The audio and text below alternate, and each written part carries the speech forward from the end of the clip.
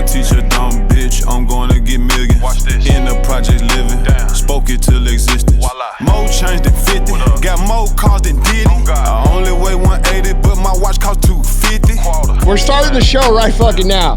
This is the show. It's called Real AF, and we don't do intros anymore. Fuck it. I got my buddy Chadd Wright here from Georgia. He's an interesting cat, very accomplished man. United States Navy veteran, SEAL instructor. We're going to talk about all this cool shit. You were just on Rogan, right? No, I haven't been on Joe's show. You haven't done Rogan? I have not. No. All right, maybe we need to do the intro and start over again because I just fucked that up. No, it's all good, man. Fuck it. Well, you should be, bro. Should be on Rogan. No shit. Joe, have him on the show. Guys, for real, we got a good episode here. We got full crew. I got 2 big episodes. This is going to be one, and we got another one recording tomorrow that you guys are going to like. They're full length. And tomorrow I'm going to talk about what I think is actually going on in the world. I think we might talk about that today. Fuck it. I don't know. I don't know where this is going to go, but we got good people here. We got Sal. What's up, Sal? What's going on, everybody? We got DJ. Yeah, the real urban DJ. The real urban. Is that your new name? The real urban? I think that's what I want to go with. I think that's the real urban. You're not going to go with Suge Morning anymore? Or Suge Morning. Suge I Morning? like Suge Morning. Newly bald, so. Yeah. It's a look, bro. Me and DJ have become good friends over the last few. Me and DJ and Jim. You guys go start your own podcast. Look, if you guys listen to this podcast, y'all need to send Andy a DM and tell him that Jim needs to be on the podcast. Hey, listen. Hey, why don't you just go out and grab him? Let's just get this over with. It's all good. Yeah. No, let's get this over. I don't want to throw it off, man. Are you lying just to keep... No, you're just here, Chadd and DJ. You guys need to keep your hands above the table. I want to make sure you guys aren't loving on each other. Oh, yeah. No. Right. You're just lying because you don't want to bring my dad on the show. I'm gonna tell him. I'm gonna tell him. I'm gonna tell you, man. It's coming here. It's hard to describe to people what you guys have been able to accomplish. I mean, this is unbelievable, man, what you guys have done. not just from a material standpoint, but just the team that you guys have formed. Like, it's unbelievable, man. Thanks, brother. I mean, you're crushing it, bro. Thank you, man. It's been a long journey. This is going into our 23rd year.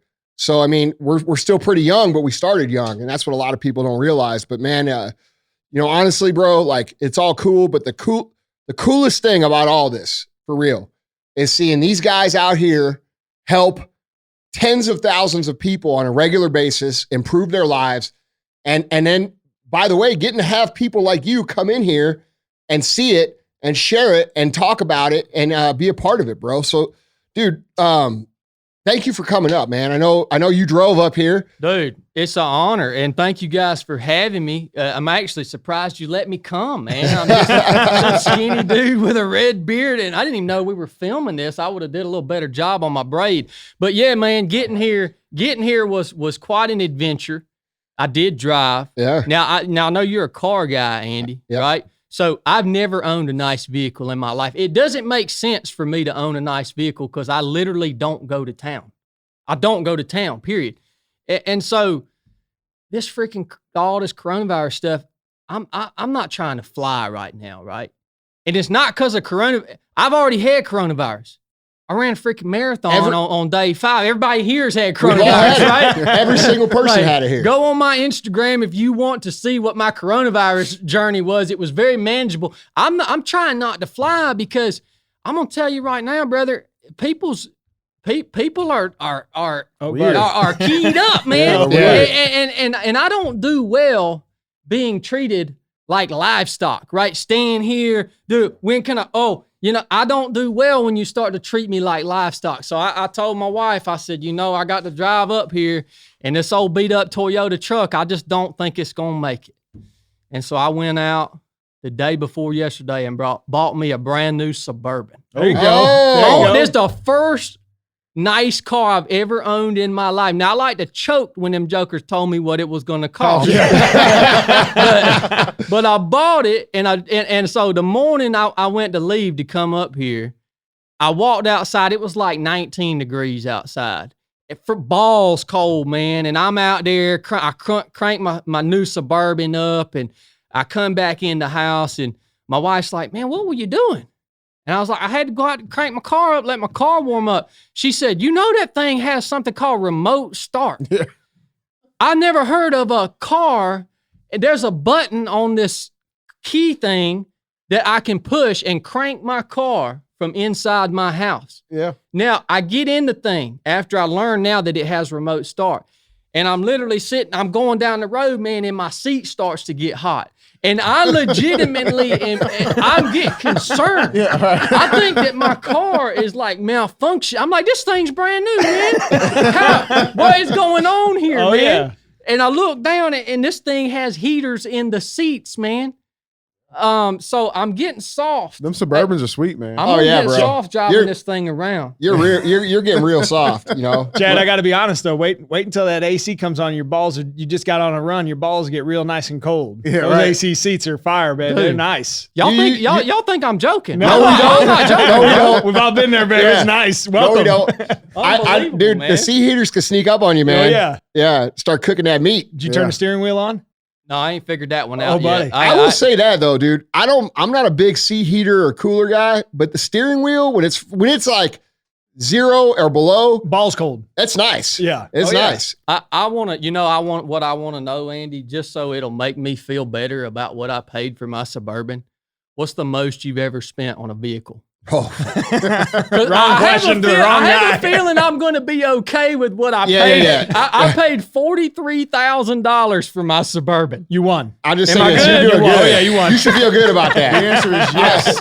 Dude, I was thinking about you when yeah. I bought it. I'll tell you, look, man, I'll tell you another time. Dude, it's I have the disease, man. Like whatever that disease is, the Hot Wheel, car, motor, tractor, like operating anything, it's just in my blood, man. And like the feel and the sounds and the whole visceral experience of cars. And then when you start learning about racing and you start learning about the technical aspects of racing, and man, it's just in me. I can't fight it anymore. I used to be pissed off. And like, I would even tell people, like when I would buy cars, I'd be like, fuck, dude, I wish I had a different hobby. I wish I had something else that I loved.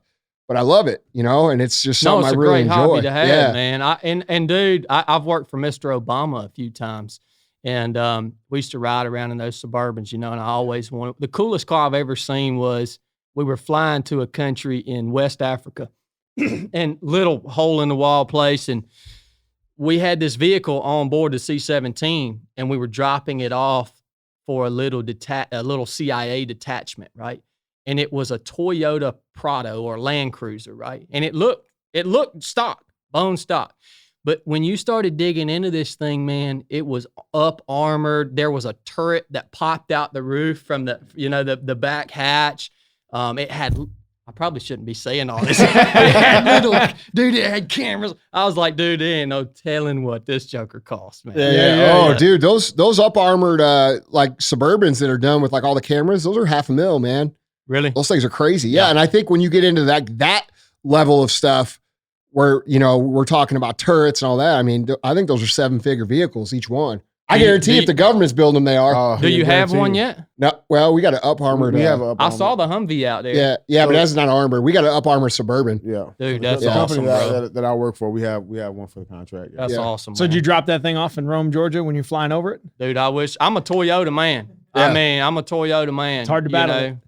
So, but no, that thing's probably still in Africa somewhere. It's probably been destroyed by now. But So, dude, let's talk a little bit about, what you've done and how, what you're doing now, because I think it's really cool.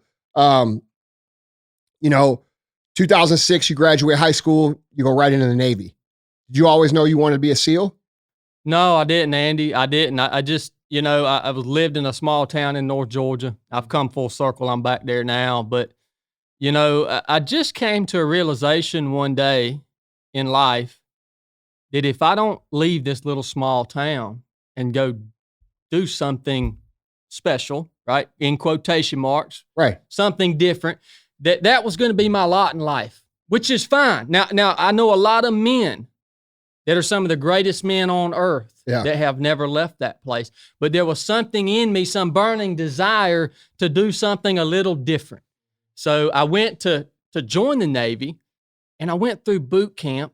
First of all, I failed the physical standards test numerous times, finally got a SEAL contract, went to boot camp, got all the way through boot camp. We were graduating, the day of graduation, where we had these hats that said recruit, and when you graduate, you get a hat that says Navy on it, right?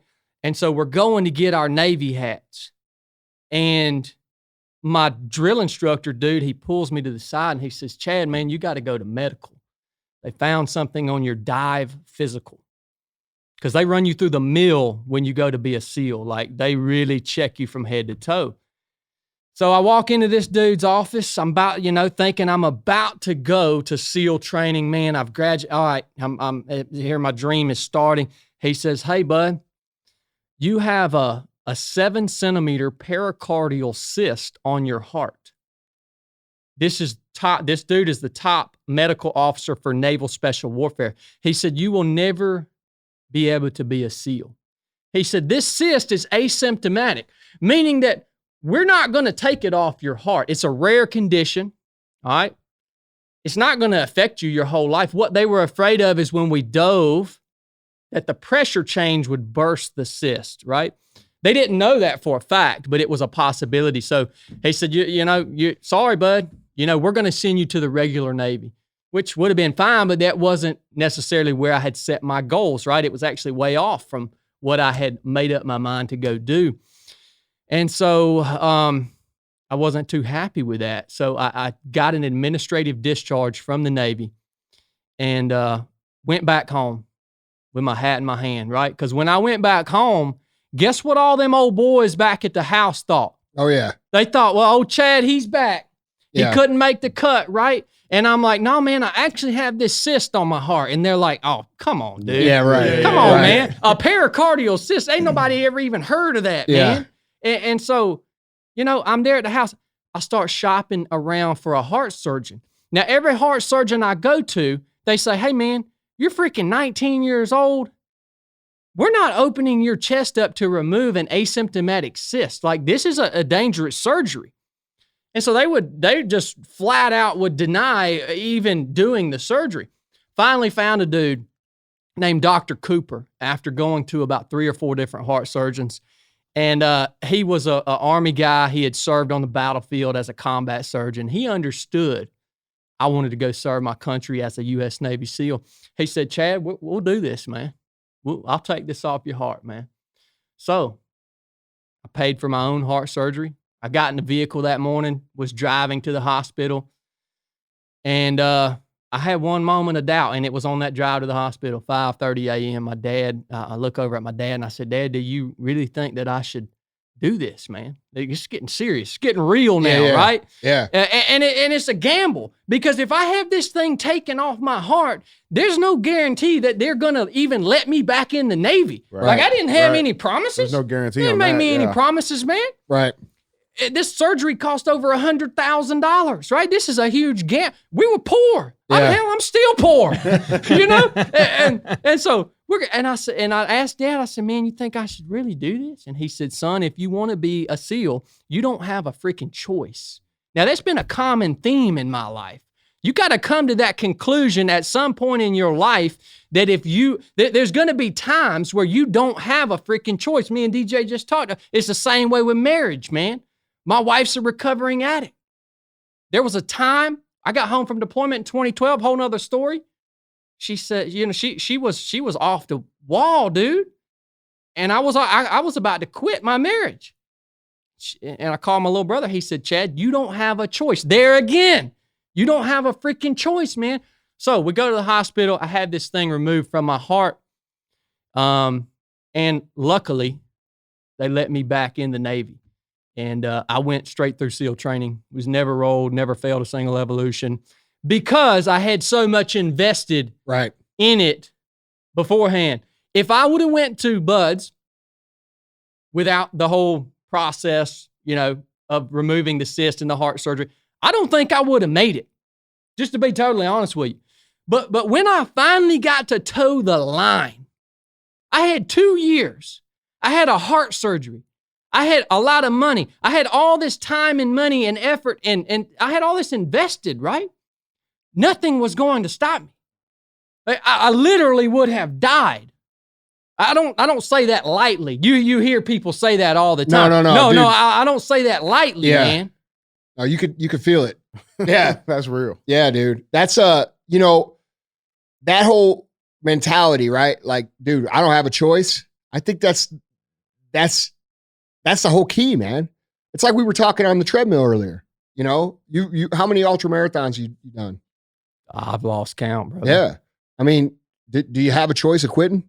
No, look, man, this is the foundation of everything. Yeah. Before we go any further with this conversation, if any of you guys listening to this, I don't know how many people listen to this, but if you're listening to this, the foundation of everything in life is taking quitting off the table. Mm-hmm. You have to literally take it off the table, whether it's marriage, whether it's business, whether it's running, whatever your dreams are, whatever you aspire to be, you have to take quitting off the table. Because if you quit, then everything else we talk about today, it don't matter. It don't freaking matter, man. Right. Dude, that's something I talk about a lot. I've talked a lot about on this show for the last 5-6 years now. Something I call zero options mentality. There you go. Whenever you're in the beginning, and we talk about it a lot in the context of entrepreneurship, because the way this show started, it started as an entrepreneurship show and it's evolved into more of a talk show. Yeah. Where we talk about opinions and things. Before it was more like a lecture. And one of the things that I always teach is zero options mentality. And basically what that means, guys, that if you're not familiar, you're a new listener, you know, in the beginning, when you're in business or you're starting anything, right? Or your back's against the wall, that's when it's the easiest for you to push through because you don't have a choice. But the key and why you see so many people become moderately successful, you know, they've done okay. They've built something it's not, you know, what it could be, but it's paying the bills, and they never really roll out of that into that next level, is because they lose the ability to understand that zero option mentality. You, as a human, if you want to perform at a high level, have to be able to continuously put yourself in a position to where you don't have an option but to win. And you have to do that even when you're winning. And that's the key, right? It's easy to give yourself outs when things are going well. It's easy to say, I don't have to send that email when you're making good money now. It's easy to say, I don't have to take that meeting or make that call or do that thing, but that's why people lose. And so what Chadd's talking about here is a very relevant concept to success, literally in the SEALs, in business, in your marriage. And if you want to run marathons, if you want to lift 1,000 pounds, it doesn't matter. You just have to learn how to put your back against the wall to where the only option is the result that you're after. And I've interviewed so many people and talked to so many high achieving individuals in all different areas of life. And dude, this is a common theme they all talk about. Well, yeah, I mean, you're exactly right, Andy. And well, let's analyze why do people quit in the first place, right? So we started SEAL training with 300 guys. We graduated with 18 dudes. I've seen a lot of people quit. I've seen a lot of people quit in a lot of different things, even ultra marathons, right? But SEAL training is the freaking the prime example of it. What do you think the number one reason that all those guys quit was? It's hard. It's really not that it's hard. There's no single evolution in SEAL training that's all that I think hard. they didn't have enough leverage on the back end to push them through. That's it. Like they don't have a reason. Of it. I mean, if you were asking for an element, I would say the cold. Well, the cold, that's part, but so all those components I think contribute to it. The number one reason that dudes quit in SEAL training is because they looked at the big picture, right? Like they could not focus on what they had to do in that moment to make it to the next moment. You know what? I had a goal every day in Buds when I woke up to get to breakfast. To get to breakfast. Yeah. That was my only goal. I remember in Hell Week, man, we do this evolution in Hell Week where it's just a 1 mile repeat. You run 1 mile down the beach and run 1 mile back. right? 1 mile repeat on a sunny beach in California, right? We've been up for whatever, 72, 80 hours, something like that, but it's easy day, right? You can do this at your own pace. I see guys, we lost more guys in that single evolution probably than anything else in Hell Week. And I'm looking at it, I'm like, why are guys quit? I'm running on a sunny beach at my own pace in California. And the instructors aren't bothering me. The caveat is the instructors didn't tell us when this evolution was going to be over. All right? So these guys, man, they get in their head, man, we could be doing this for another 20 hours. We could be doing this for another 15 hours, right? When in reality, all you had to do was run a single mile. Not even that. You just had to put one foot in front of the other at your own pace. And that was the mentality that got me through SEAL training. I was never the fastest. I was never the strongest. I'm dang sure not the smartest, right? But I can laser focus on what needs to be done in that moment in order to proceed with my mission. It's the reason I it's the reason I won the Mid-State Mile. Yeah. We talked about it out there. Yeah. Yeah. It's the whole reason. Yeah, man. I get it. You know, I talked to so many people as we were sharing earlier. I talked to so many business owners and people who feel defeated, or they feel like they haven't accomplished, or they feel like they can't accomplish. And the theme is, it's exactly what you said, bro. They are looking at a year from now, 2 years from now, 5 years from now, or the ultimate version of what they want to be, which is great to look at because you got to have a target. But they're judging their success and their progress based on the fact that they haven't reached this yet. When in reality, all this is about is winning the day. And this is what we talked about out in the gym this morning.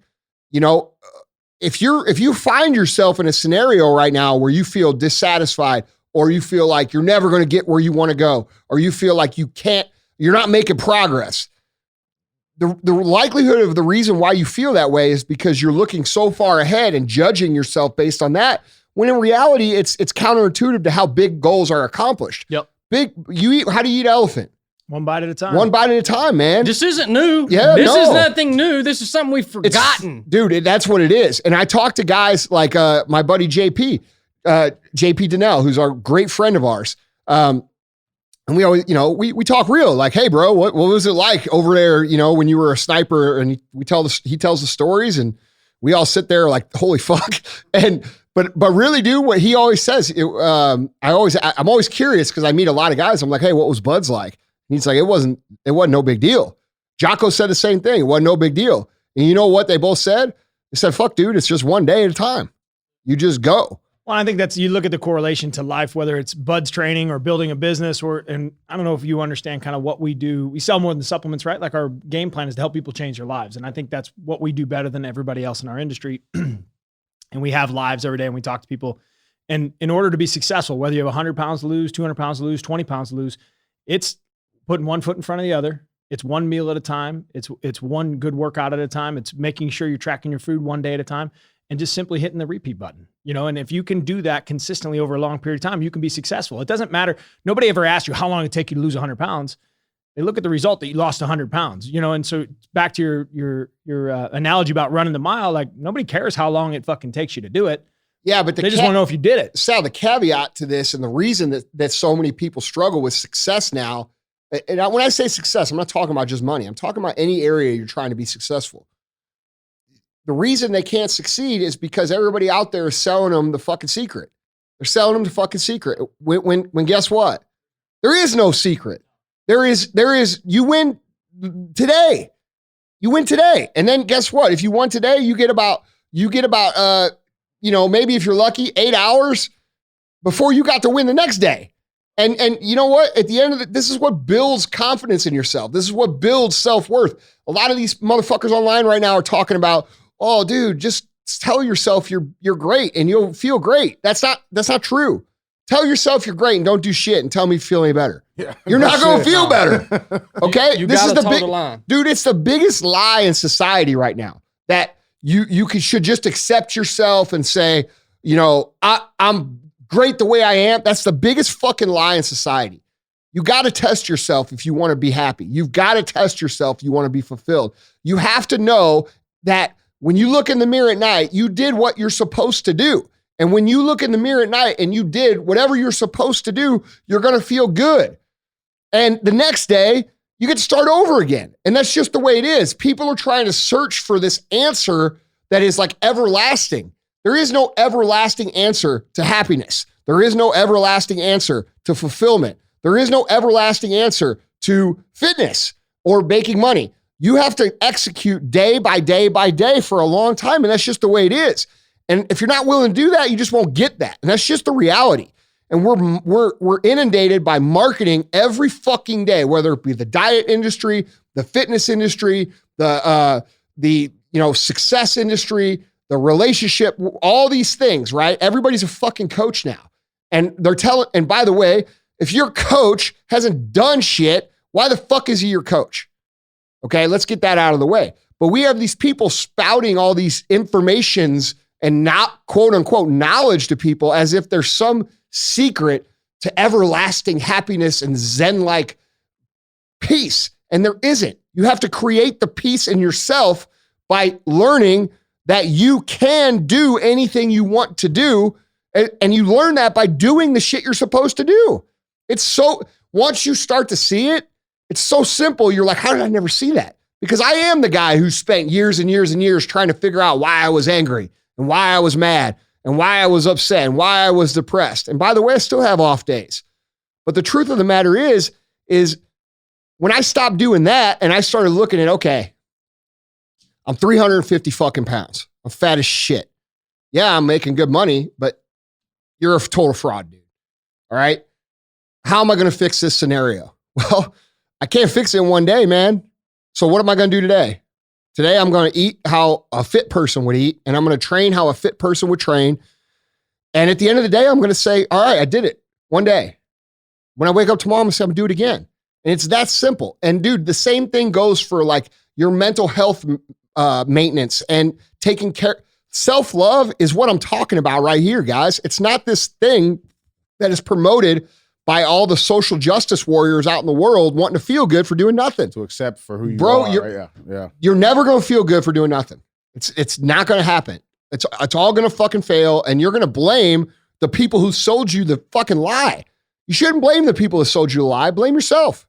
I think that's the biggest thing, man. Is just like having that honest conversation with yourself as far as where you are.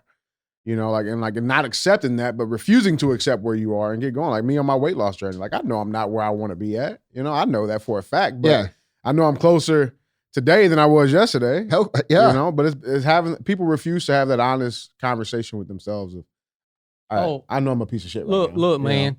Life is a constant state of undulation, and if you can't accept that, then you're just gonna be butting your head against a freaking wall all the time. Because look, the more that you achieve, the higher you go, right? The greater the things are that you're accomplishing and doing, right? You can't stay there, right? And I experience that with my life all the time, brother, because, you know, I've accomplished some things and I do some things, but people ask me all the time, we take people out in the wilderness on all these adventures and missions and stuff.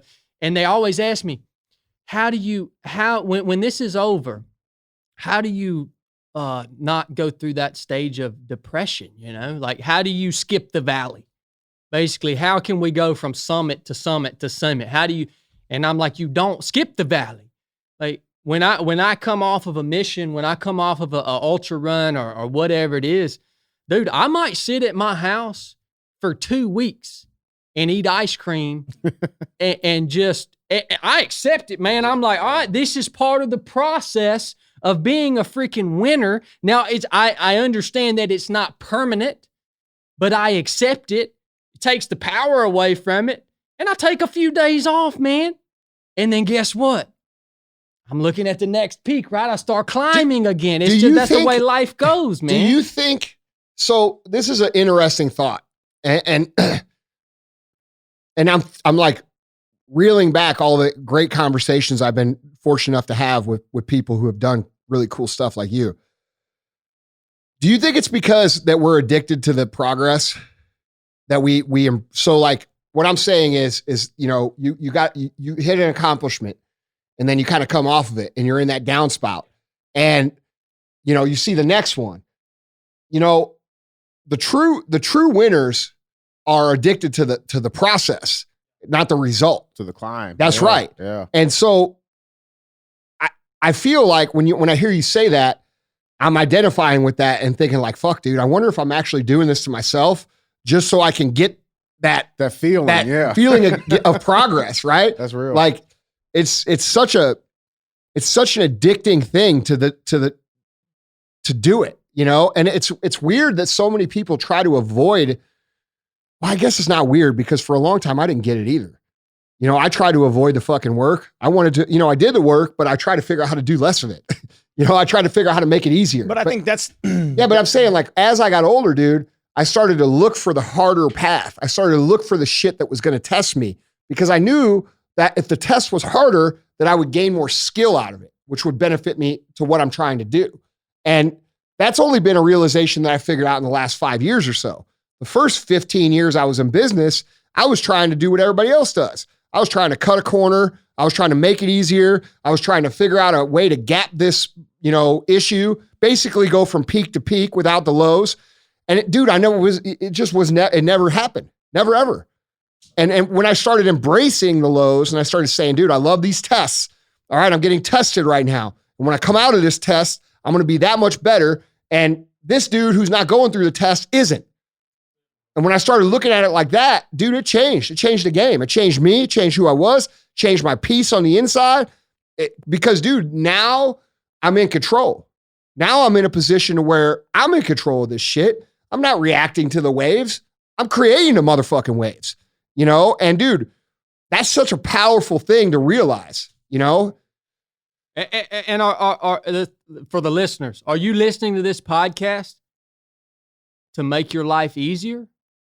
Or are you listening to this podcast so you can do more? Yeah, right? That there's a difference there in mind. is. Do you think when I'm running never gets easier for me? I just go faster. The difficulty stays the same. My life is the same way. The difficulty stays the same. The better you get, you just go faster, man. You just achieve more. You just get more stuff done, right? You got the tools, mile's right? always going to be a mile. That's a mindset shift. Yeah. Well, sorry, Sal. No, you're good. I mean, listen, this is and I think for the younger listener, because we got a pretty young audience in the grand scheme of things, you spend a lot of your time wishing you were there, like the journey, wherever there is, the finish. I wish I was there. I wish I was there. And I always kind of play that out to, our journey, because we tell these guys all the time, you have no idea what it was like when it was just 3 of us or 2 of us, and we were white folding tables and we had this shitty warehouse. I wouldn't wish that part of my life away for anything. No, because it's one of the best things. It's dude, when I think about what we've done, those times, even though like during the time I was shitting my pants, I'm like, holy fuck, dude, like this is fucking crazy. We might fucking lose. Yeah, but now I look back and I'm like, that was awesome. But I think those are the perspective shifts that allow the opportunity to tell the great story. And I think at the end of time, that's where greatness is built. And like, I look at traveling across the country and driving and staying every shithole hotel as a great experience, and being able to adjust that mindset that really life is just a great experience, the peaks and the valleys. You have to learn to appreciate the low, which is a loss or a low in general, to understand, to appreciate and truly appreciate the high or the win, and so the win is never as high as it can be unless you understand the low. And being able to go through the valleys and really take that in, take in the pain, take in the struggle, take in the tough times, because dude, whether it's physically or financially, like the low, the perspective shift of being able to appreciate that. Like, dude, I remember in my recent years, I was telling these guys the other day, like, I know what it's like to have $500 in my bank account. When I was I remember what it's like to have fucking nothing, like literally $100. We were talking about this yesterday about the fear of losing money. Like, dude, I'm a money fucking hoarder. You know what I'm saying? Like, I got shit stuffed everywhere for that reason, because I understand. How much you put up your ass? Not as much as you. and understanding that you got to buy a lot of cars. So you got to understand, like, wouldn't that mean there's less money in my ass? No, you got to save it. That's where you save it. I think he got you on this, Al. I think you got it. I don't know. Just because you're like 0-400 doesn't mean he's going to get me either. No, but I think the ability to appreciate the valleys makes the peak that much better. And I look at the journey, like our professional journey here is dude, those struggle and this is where a lot of people, like, they try to avoid the struggle when the struggle is where everything's made. It's where all the stories told. That's where the persistence and the consistency and the love and the appreciation for the end journey. That's when you're there. Yeah. Because you look back and you're like, dude, holy fuck. We've come a long fucking way. Dude, you know what's cool about that too is like there's like a innate respect for people who have gone through shit like that you just immediately recognize. Like, take weight loss. Yeah. You know what I'm saying? You look at somebody's lost 200 pounds, that motherfucker's got it. Yeah. You know what I mean? You're like, you know, this dude gets it. He knows what he's doing. That's right. Like, he's been there, like, or, you know, the things that you've done, you know, go through SEALs, you know, create a podcast, create businesses, run, you know, 118 miles in a fucking 2 days. You know what I'm saying? Shit, it's crazy shit. What's the toughest thing you've ever done? Yeah. The toughest thing that I've ever done, man. Physically. Oh, physically? Okay. Dang, that changes the answer. Yeah. Well, we can go down the mental thing in a minute, but I think you might have touched on it. Yeah, that changes the answer. You know, it's really hard to say, brother. I mean, I'd say in the recent years, I'd say the toughest race I've ran physically was probably that mid-state mile race that we did a few months ago. That was this past summer. Can you explain that? Yeah, so it's a 1 mile loop, and you have a bunch of really qualified runners show up, and you run this 1 mile loop continuously until only one person is left. One person's left standing. And the caveat is the loop's on trail. It's nasty, rocky, rooty, East Coast trail, right? And it's got over 350 feet of elevation gain and loss over the course of the mile, which is significant. Now, when you start to talk about 100 miles on that course, you're talking about 30,000+ feet of elevation gain and loss. So I ended up winning that day. It came down to me and another guy named Greg. Greg runs for the American National Ultra Running Team. Really solid dude. I didn't think I could beat this dude. Didn't matter to me, dude. I was gonna keep coming. I was gonna give him hell, right? How did you know you were gonna win though? So there was a distinct moment. I'm a trash talker now, so I was getting in this dude's head, right? I'm a trash talker, and there was a distinct moment where I knew I was gonna win though. Greg comes to me in between one of these 1 mile loops, and he looked at me, and he said, "Chadd, we've got 6 hours till we hit 100 miles." And I just smiled at him. He probably thought I am a little crazy, but he probably thought I was freaking crazy because he's like, why is this dude just, I didn't even respond to him because in that moment it clicked. And I was like, Roger that, man. Greg was looking 6 hours ahead, right? And I knew in that moment that it wouldn't be long. So, right. And so that's when I showed a little strength also. Oh, that's yeah. another part of it. So I'm a gray man, dude. So I finished in the back of the pack every one of those 1 mile loops for 30 straight hours. Very last.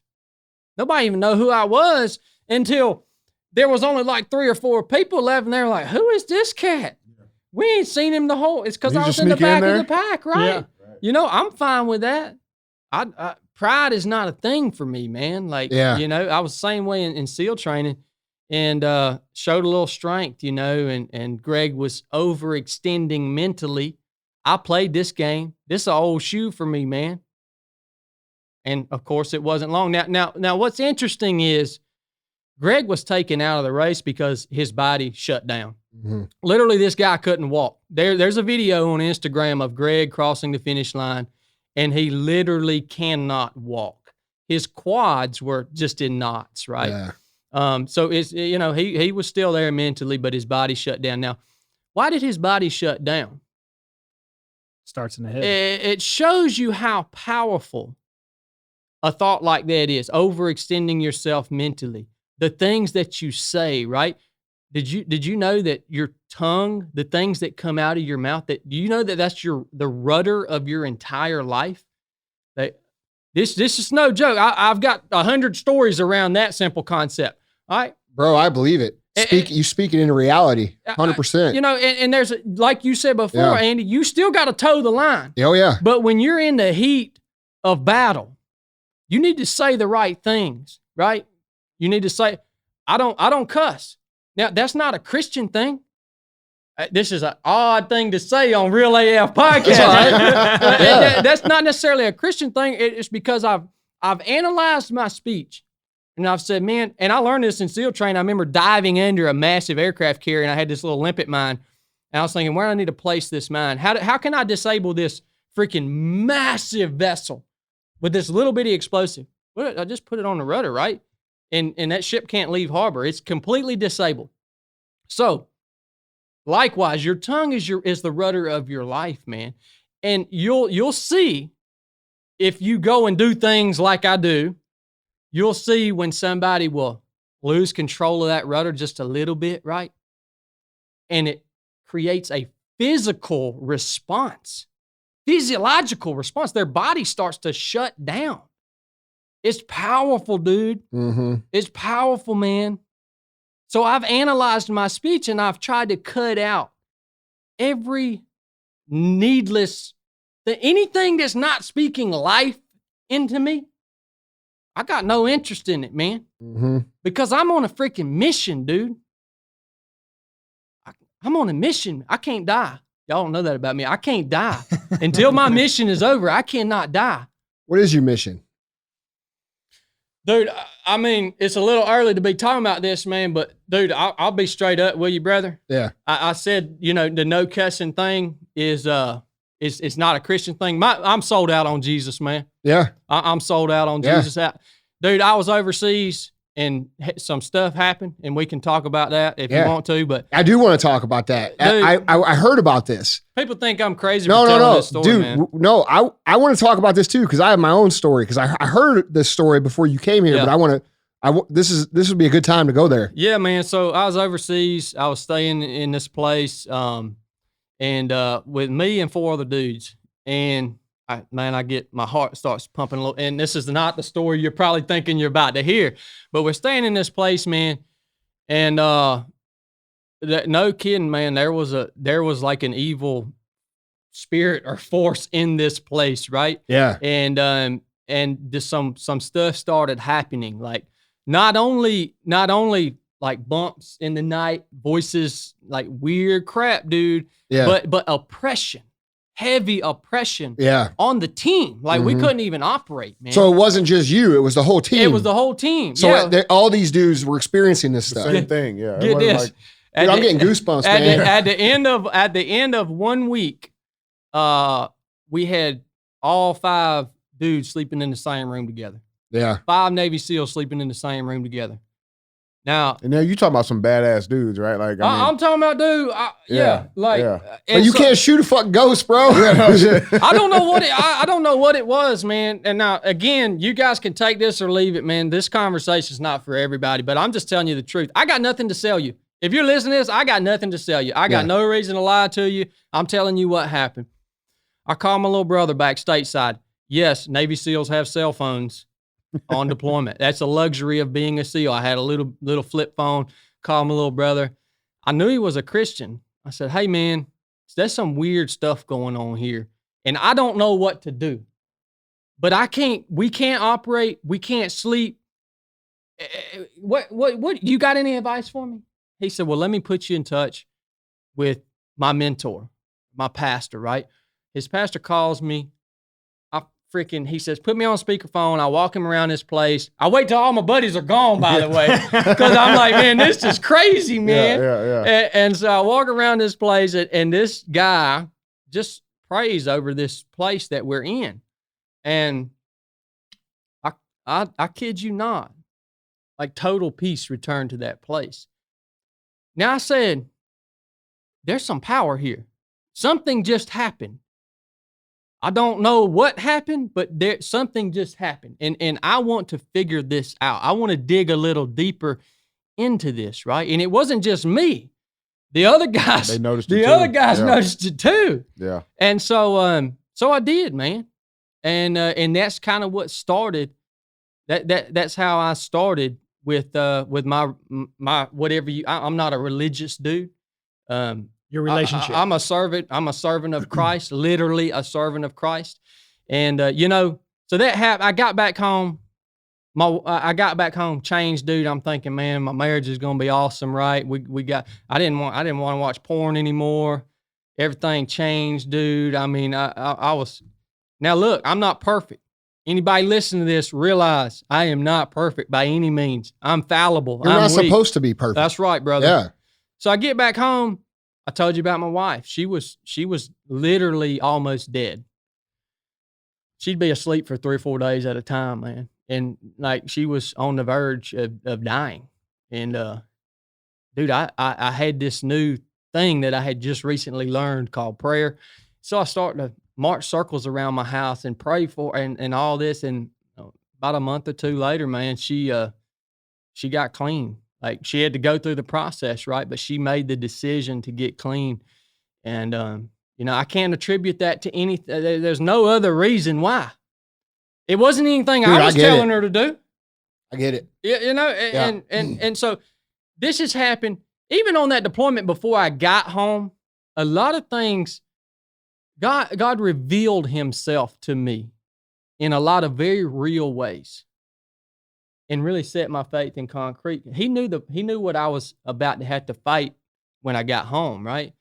And that's when I wanted to quit. Even before on you my knew family. it. That's when I wanted to quit. Yeah. Right. And that's when my little brother, he hit me back up.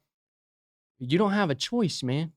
Where did he get that from? He got that from the Bible, right? That's a principle that of marriage, right? A lot of the stuff we talk about, the Bible's the best book ever written. I don't even have to go into that, man.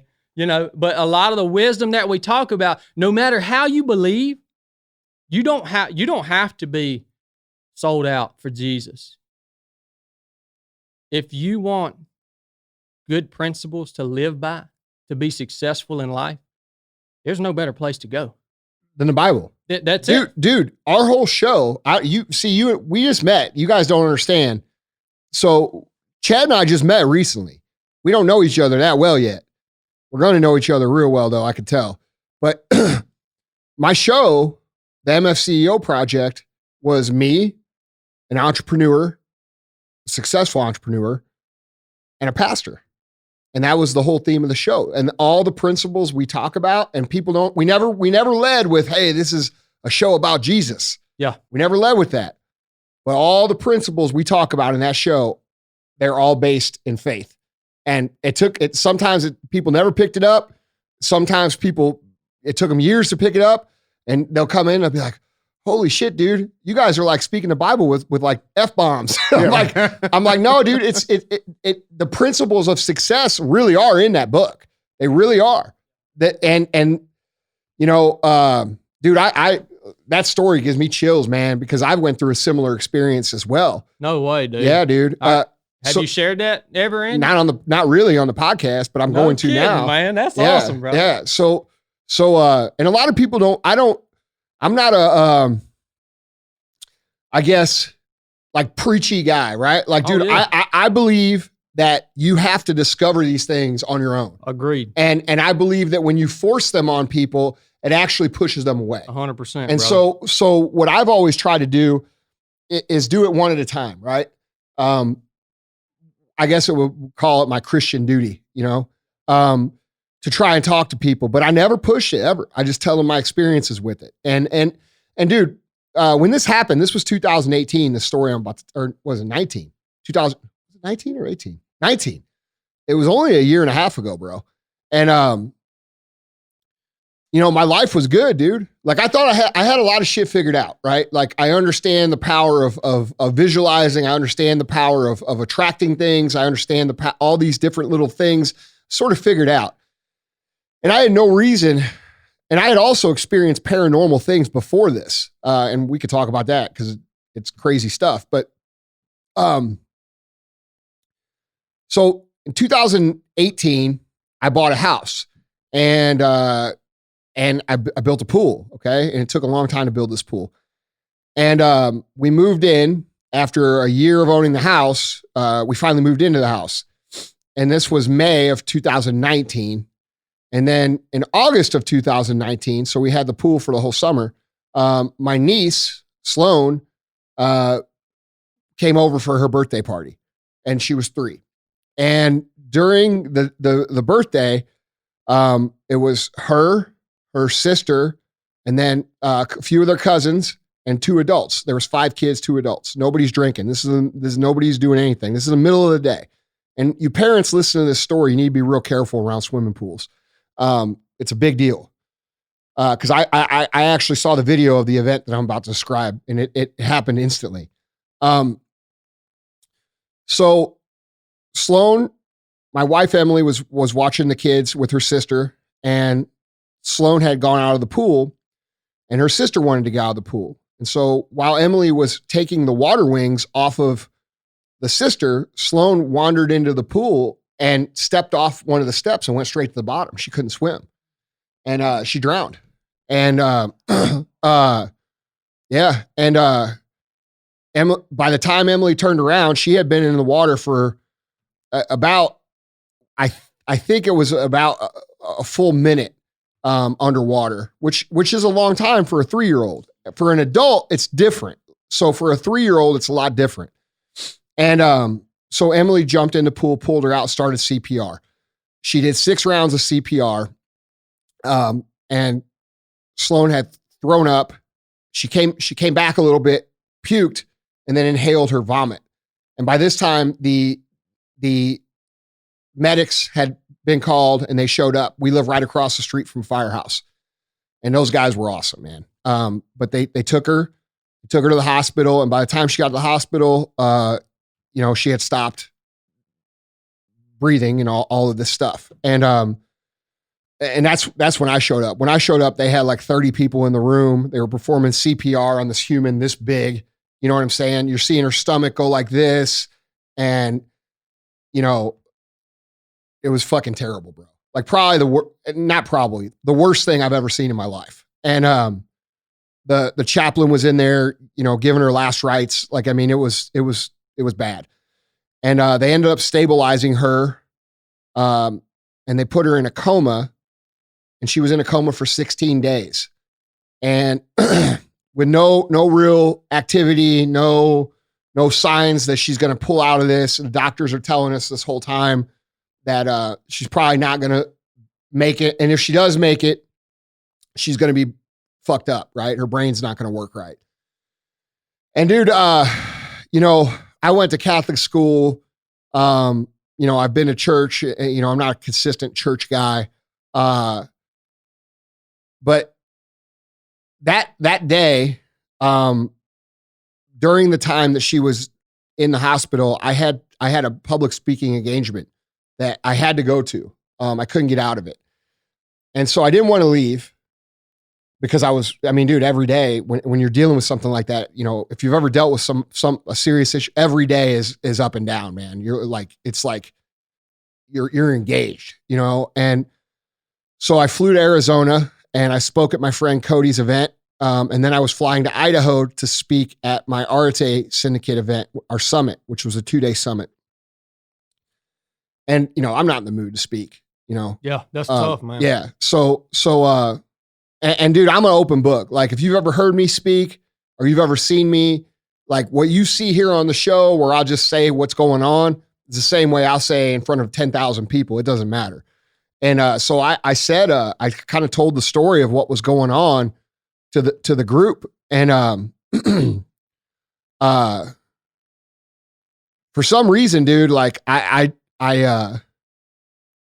and I never did this before ever. Like I've never been this kind of dude, but I asked everybody to say a prayer, and everybody for like a minute, said their own little prayer. And then I flew to Idaho the next day, and we had 120 people at this summit, and we went through the summit. And then finally on the last day, I kind of let everybody know what was going on.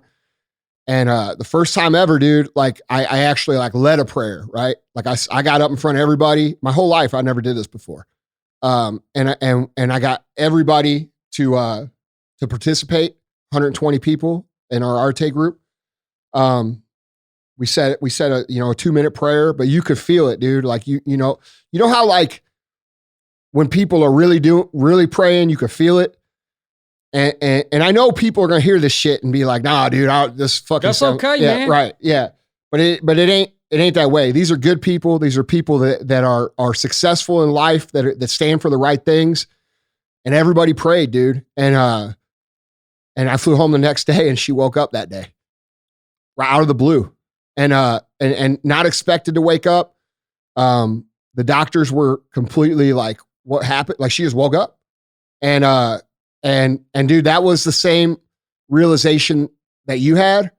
That's when it, like, when you say, like, you said it, like, set it in stone or set it in the concrete. That was it for me too, man. And, what I realized from that is that there's power in collective prayer. You know what I'm saying? And I want to say too, that, in the current situation of what's going on in the world with all this unrest and all this crazy stuff, don't discount that power, guys, because it's real. It's real shit. And, I talk about it a lot in the terms of the universe. But it's real, man. And that's it. And, that one experience, and now, by the way, she just had her 4th birthday. She's super healthy, super smart, super funny. Yeah, she's super funny. It's just crazy, man. And every time I see her, I think about that. Like, I'll think about every time I see her for the rest of my life, I'll think about what God did for her. You know what I'm saying? And dude, I totally can relate to that, man. A little different way, but No, I'm gonna tell you what, brother. I don't give a crap what anybody that listens to this thinks about that. Yeah. Because it took a lot of courage to tell that story right there. It took a tremendous amount of courage. And I want to commend you and thank you for sharing that with us. Yeah. If nobody else listens to that, it was worth me driving to Missouri to hear that. Yeah. Because you know what you've just done to me? You've lit a fire in me, brother. You just lit a fire in me, son. That's what, when I hear stuff like that, I mean, I've been wanting to jump up out this chair for about the last 5 minutes. Dude, son. the thing about this stuff is, like, people discount it because it's not being taught anymore, man. It's not when we were kids, it was different than it is now. And I don't know, man. I don't know. I think we see it a lot. Like you were saying, we see it a lot in society. I think the most important thing for me, I'm not a very religious person. I'm more spiritual, right? But I think the one thing that I love about it is that it gives you a certain amount of hope, right? No matter what situation you're in. And then we look at what's happening right now in the world. They're trying to remove that hope from people. They're closing churches. They're making, and so it's like, when you see, it's an obvious power thing, right? There's power in the hope there. And then you see who's trying to remove that type of stuff. What effects is that going to have on people?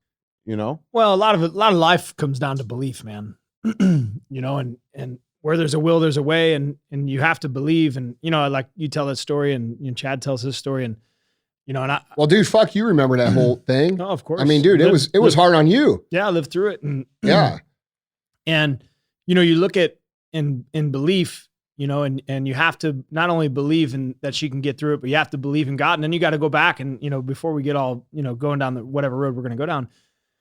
You have to believe that's why God gave you a voice in order to do this, so you could share one story. Come on, bro. Do you know what I'm saying? Come and so, on, like, man. you really start peeling back the onion, and you start looking at law of attraction, and you start thinking about God, and you start thinking about, without belief, you have nothing. Yeah. And because that's the driving factor, what forces you to quit, because you don't believe. Yep. And the second, and Chadd, when you start talking about right foot, left foot, the second you let doubt come into your brain, you no longer to believe. And when you look at that into the spiritual, manner of life, you have to believe.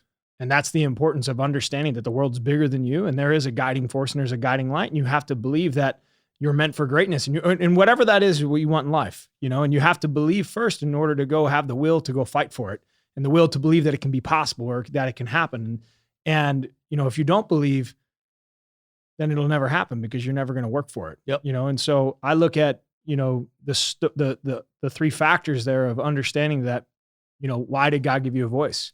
He gave you a voice because he gave you a story and an opportunity to share that story so that you can empower that belief for other people. And I believe that happens every day, you know, and sometimes it's in bigger magnitudes to bigger people for a purpose, but you have to believe that there's a purpose. I know that sounds fucking crazy. No, it does not sound crazy. You talk about belief, man. Look, I've been in this space now for about a year and a half. I've retired January 2019, right? This space of just self-improvement on all different levels, body, soul, and spirit, right? That's right. And guess what? You guys have seen it. You see people come and then they just fade away, right? They come and go. They come and go. I'm interested in permanent change. Mm-hmm. I want to see people changed permanently. This is the way. This is the only way. This conversation that we're having right here, this is the only way to permanent change. I have come to that conclusion. All right? We want to talk about belief.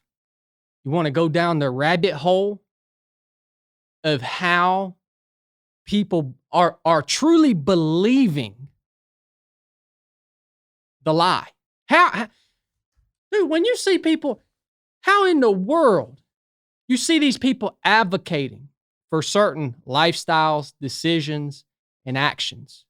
They're advocating for these things. And guys like us, we look at them and we're like, this is quite obviously not good for humanity. Yeah. Not just not good for Christians or not good for the country. I'm talking about humanity, lifestyles, choices, and decisions. We could name it all, but we're not going to name it all because they'll probably take us off of freaking iTunes if we did. But look. Been there. Dude, dude, did you know that? No. I just had fucking 2 episodes ago, I got blocked from iTunes. Holy Yeah, crap, dude, they took my whole fucking show down. And then everybody, you gotta be kidding no, me, bro. dude. And so you said, I don't know how many people listen to this, a whole fucking lot. And dude, they got pissed. And I guess you guys raised hell with Apple. Thank you. Because the next day I was back at number 5. So unbelievable, man. But is it? What's that? But is it? But is it really unbelievable in today's world? Well, no, it's not. But and so back to that belief topic, you look at these people, man, and you're like, how do these people actually believe this? It's clearly not advantageous for the human race as a species to make these decisions. You know what I mean? Dude, well, and here's even, we're going to pile on top of that. When you have the statistical data that shows you exactly what the truth is. Dude, you listen to me. I don't care who you think you are or who you are or whatever. The numbers don't lie. They never fucking lie, ever. And if you're in business and you don't understand that concept, you're going to be bad at it. And if you're a human and you don't understand that concept, you're going to learn it one way or the other. Numbers don't fucking lie. That's it, If bro. you get on the fucking scale and it says 300 pounds and you don't think you're 300, you're fucking 300, fat ass. You can say you're 260. That's part of the deal. Yeah. Right. So, dude, I've been like that. Like, I've gotten on the scale and it said 350. I'm like, no way, dude. I'm like 320. The numbers don't matter. Yeah. The numbers don't matter to these people, though. You can give them as many numbers as you want. Yeah. And so all the people that are left. Well, the problem is what we talked about this morning. There's so much misinformation purposefully being propagated to people that they don't know what to believe. So now anything that even is statistical fact, they're like, nah, that can't be true if it goes against what they already believe to be true. And so we have a major problem in the world right now with this exact concept we're talking about, with understanding what the fucking truth actually is. And also further understanding that you should seek the truth, regardless of if it goes along with what you believe or don't believe, because if you seek the truth and it's something that it's something that favors you, great, but it's not always gonna. And when it does it and you seek the truth and it goes along, or let's say it goes, contradictory to what you believe, guess what? There's an opportunity there. And the opportunity is to get better and to learn and to realign. And what I've been witnessing this whole year is a lot of people who have become delusional about what is actually fact You just hit it. Yeah. You just hit it. Oh, yeah. And so that's the thing, Andy. Yeah. That's the thing, man. And let me read you something right here. Yeah. Because they received not the love of the truth, that they might be saved. And for that cause, God shall send them a strong delusion, that they should actually believe the lie. All right, so this is what's happened. First of all, we got to define what love is. Love is not an emotion. This is saying that we need to learn to love the truth, right? The truth, if you're confused about what the truth is, if you're confused about a lifestyle choice, action, decision, it's easy. You don't even have to reference the Bible. All you do is you look at what that thing is and you say, what are the fruits of this thing? What is this lifestyle choice or decision going to produce? All right, look at the fruits. Look at the repercussions of it. Now, when you analyze that and you say, all right, it's either going to produce good things, positive things, good things for humanity, for growth, for whatever it may be, then it's the right thing to do, right? But if you analyze it and the fruits of it are bad, it's obviously not the right thing to do, all right? So knowing the difference between right and wrong, that's pretty easy, right? But the line between right and wrong is nearly non-existent now. And you said it right there. Now. Yeah. It's been purposefully clouded and purposefully tarnished over the last 20 years. This is not an accident. No, not at all. Yeah. And dude, now we're tying a whole bunch of shit together, but you spending a very significant portion of your life in third world countries, you can recognize what's happening right now in terms of the purposeful confusion of the masses for the gain of a few, right? And dude, this situation that we have going on, bro, it's fucking dangerous. So I mean, and what's the solution? Because we sit here, man, and we talk, we know what's happening, right? Mm-hmm. People have been turned over to a reprobate mind. People's conscience has been seared with a hot iron. Literally, they can no longer see the difference between right and wrong. Now, what's the solution? Now, this sounds harsh, but if you've reached that point, if you've denied the truth for long enough, if you have not loved the truth for long enough, and you've reached that point where you legitimately can no longer see the difference between right and wrong, I cannot help you. Yeah. This is terrible to say, but there's almost no hope for those people, right? That's okay, because we've still got enough good people left to change this tide. There's enough good people left, especially in this nation, that know the difference between right and wrong. So what is the solution? In my mind, one solution is for those people like us that are left, that see the difference between right and wrong. It's for us to plant our flag in the ground, to take a stance, right? And so there's a huge movement, especially in influencers, businesses, right? There's a huge movement around the whole, dude, you do your thing, I'll do mine, right? That doesn't work. No, that's the fucking problem, bro. That's what has led us here, right? Yeah. And so all these people, dude, like I talk to so many, you know how many people when I say, like, dude, you heard me do my story today, my story to my business you're owners. getting after it, bro. Yeah, bro. It was awesome too. Yeah. But like, look, man, I'm telling the truth, right? So, look, guys, you know in your heart what's right and wrong. It's conscience. You know. Yeah. You don't have to be this educated human. When you are consistently acting in a way that you know and you feel in your heart is not okay and not right, just to go along because you don't want to get heat from somebody who thinks that way, dude, you are ruining all the character traits of yourself. you are eroding the trust in yourself. You are eroding the belief in yourself. You are eroding the confidence in yourself. You are eroding your character. And this is why this problem is such a big problem. And people are so hesitant to pick sides for all kinds of reasons, right? Like, and dude, I've always been one of these people. I'm a person who dude, I want to be left the fuck alone. Don't mess with my fucking business. Don't mess with my family. Don't mess with my people. And you can do whatever you want. But what I've learned is that is what has gotten us here. And I'm as guilty of it as anybody else, because I have, tried to reason with people that are unwilling to be reasoned with at all. And so you can't reason with those people. And the truth of the matter is that, and I said this on my story today, a lot of the reason why people won't stand up, bro, is because they think it's going to cost them money. The more you have,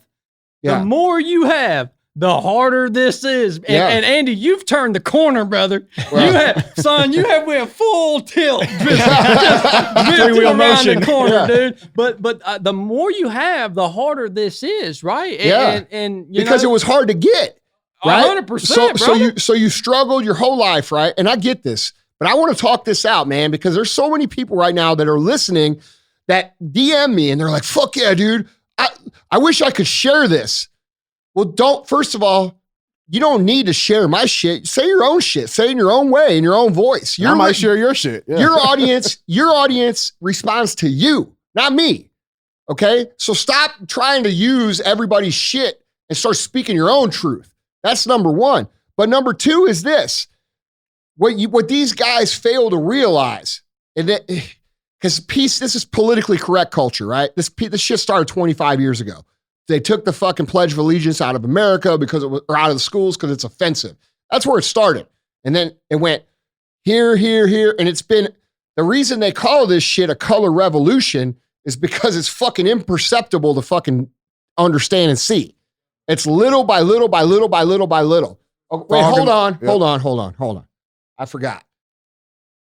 I got to put on my tinfoil hat if we're going to talk about this shit. All right? Hey, it looks good on you. All right. Oh, that's epic. I got going on my shit without the tinfoil hat. Now all you motherfuckers that are going to say that I need to wear a tinfoil hat, I fucking got you, bro. Stylish. That's right. It's a little Gucci tinfoil hat. So now that I got my hat on, I can talk about this shit. So...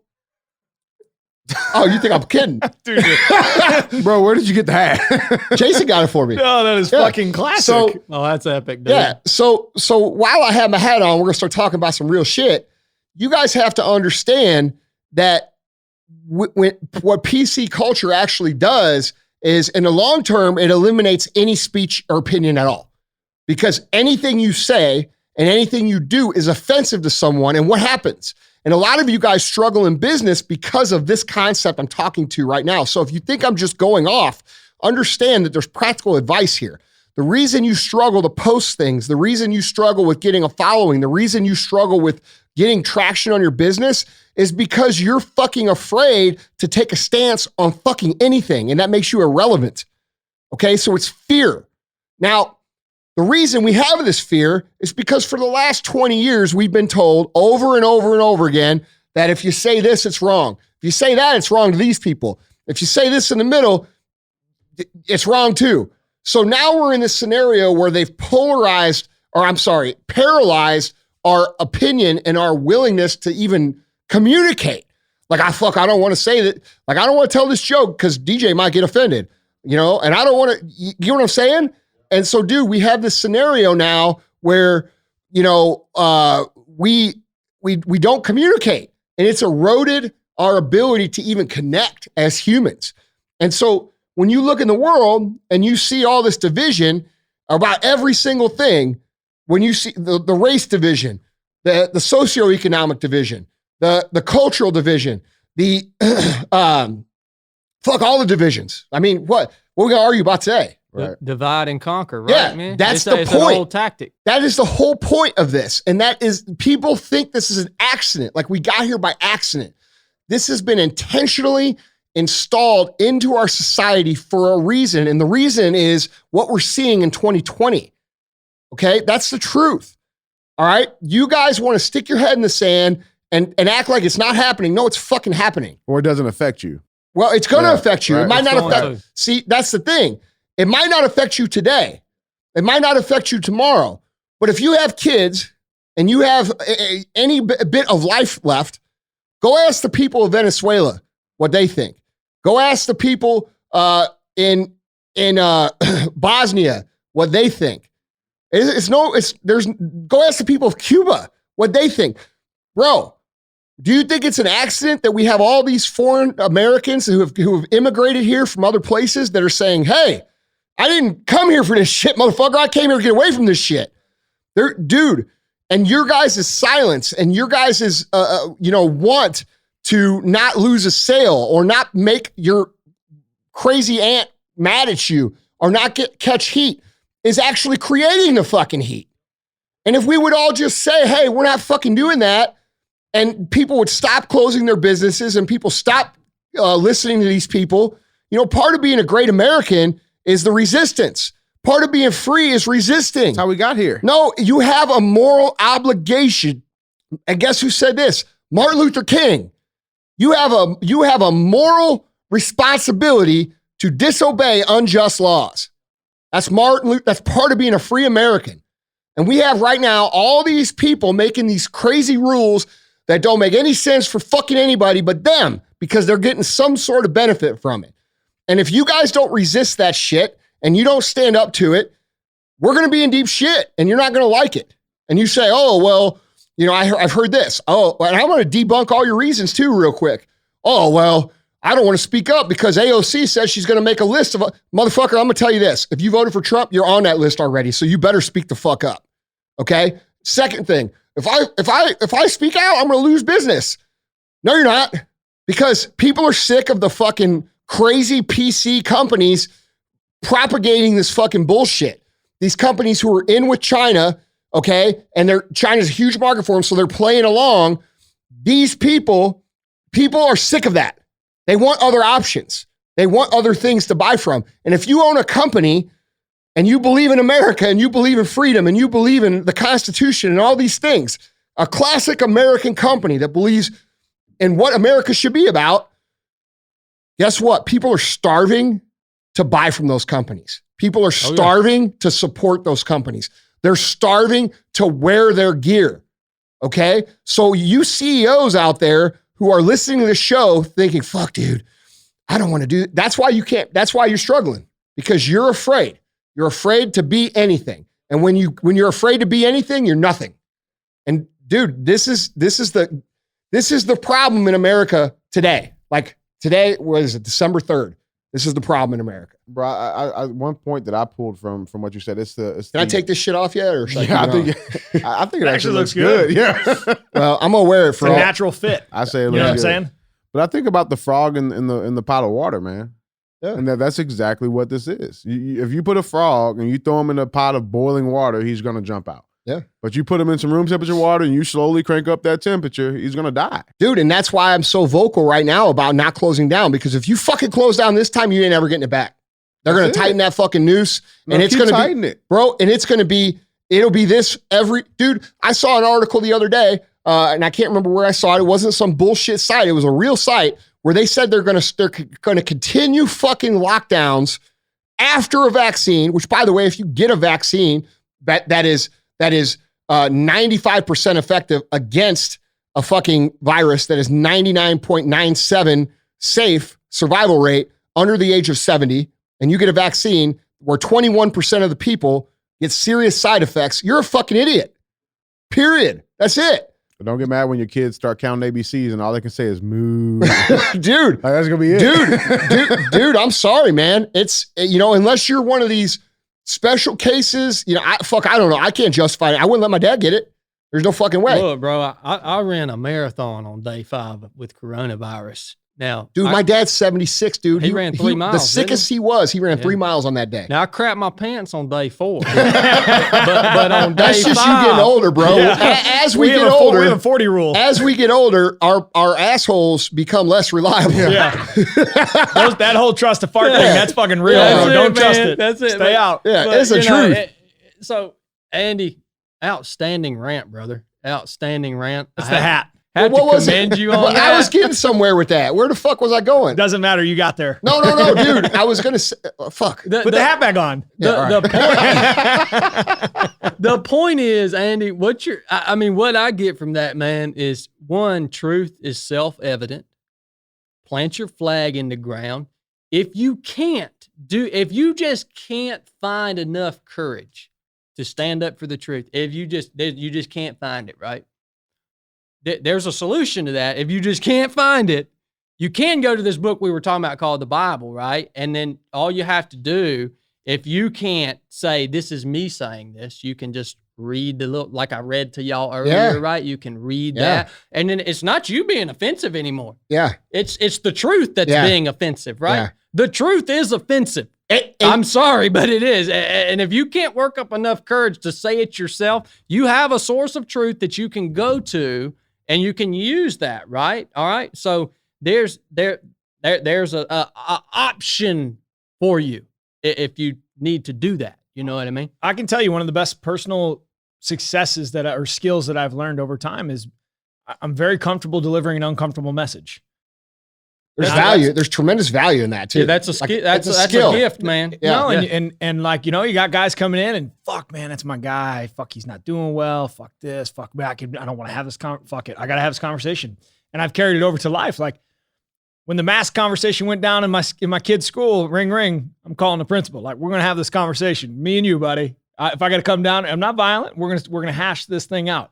But same thing goes for you got to stand up. And this starts in the grocery aisle.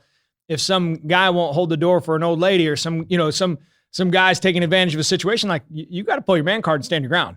Yeah. It's not supposed to be comfortable. Holding and standing up for a value system and being a man in that particular situation. No. You just said it, bro. It's being a fucking man. Yeah. And you, dude. And we got a big problem in society right now with men who won't be a man. No, of course. But I think, like I share this, story, you speak the truth even if your voice shakes. No, it should be speak the truth. When you know it scares the fuck out of you, that's the conversation you have. And I don't care if it's at home. I don't care if it's at work. I don't care who it's with. Like when you know you're in the grocery aisle and that motherfucker's being an asshole and he's picking on that old lady or whatever the fuck it is, that's when you step in. And that's where you pull your man card in a sense. That's where you sharpen your axe because you're getting comfortable having an uncomfortable situation.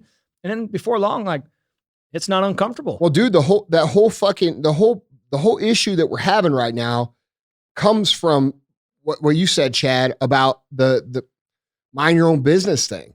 You know what I'm saying? Like, dude, I understand that. Cause like, dude, I do mind my own business. I'm not worried about what so-and-so is doing or so-and-so is doing or this person or that person, dude. I'm gonna focus on my own stuff. But you have to hold yourself and your neighbor to a higher moral standard. Yeah, but now this is where I not question the book, but the book was written back before social media and fucking networks. I don't think it matters. No, I'm just kidding. Yeah. But you think like, this is to Andrew's point. When you start talking about holding the line, dude, eventually you get tired. You're just but dude, you know what? Man? Yeah, but Sal, what the fuck would you rather be? Dude, I'm going to speak for myself, dude.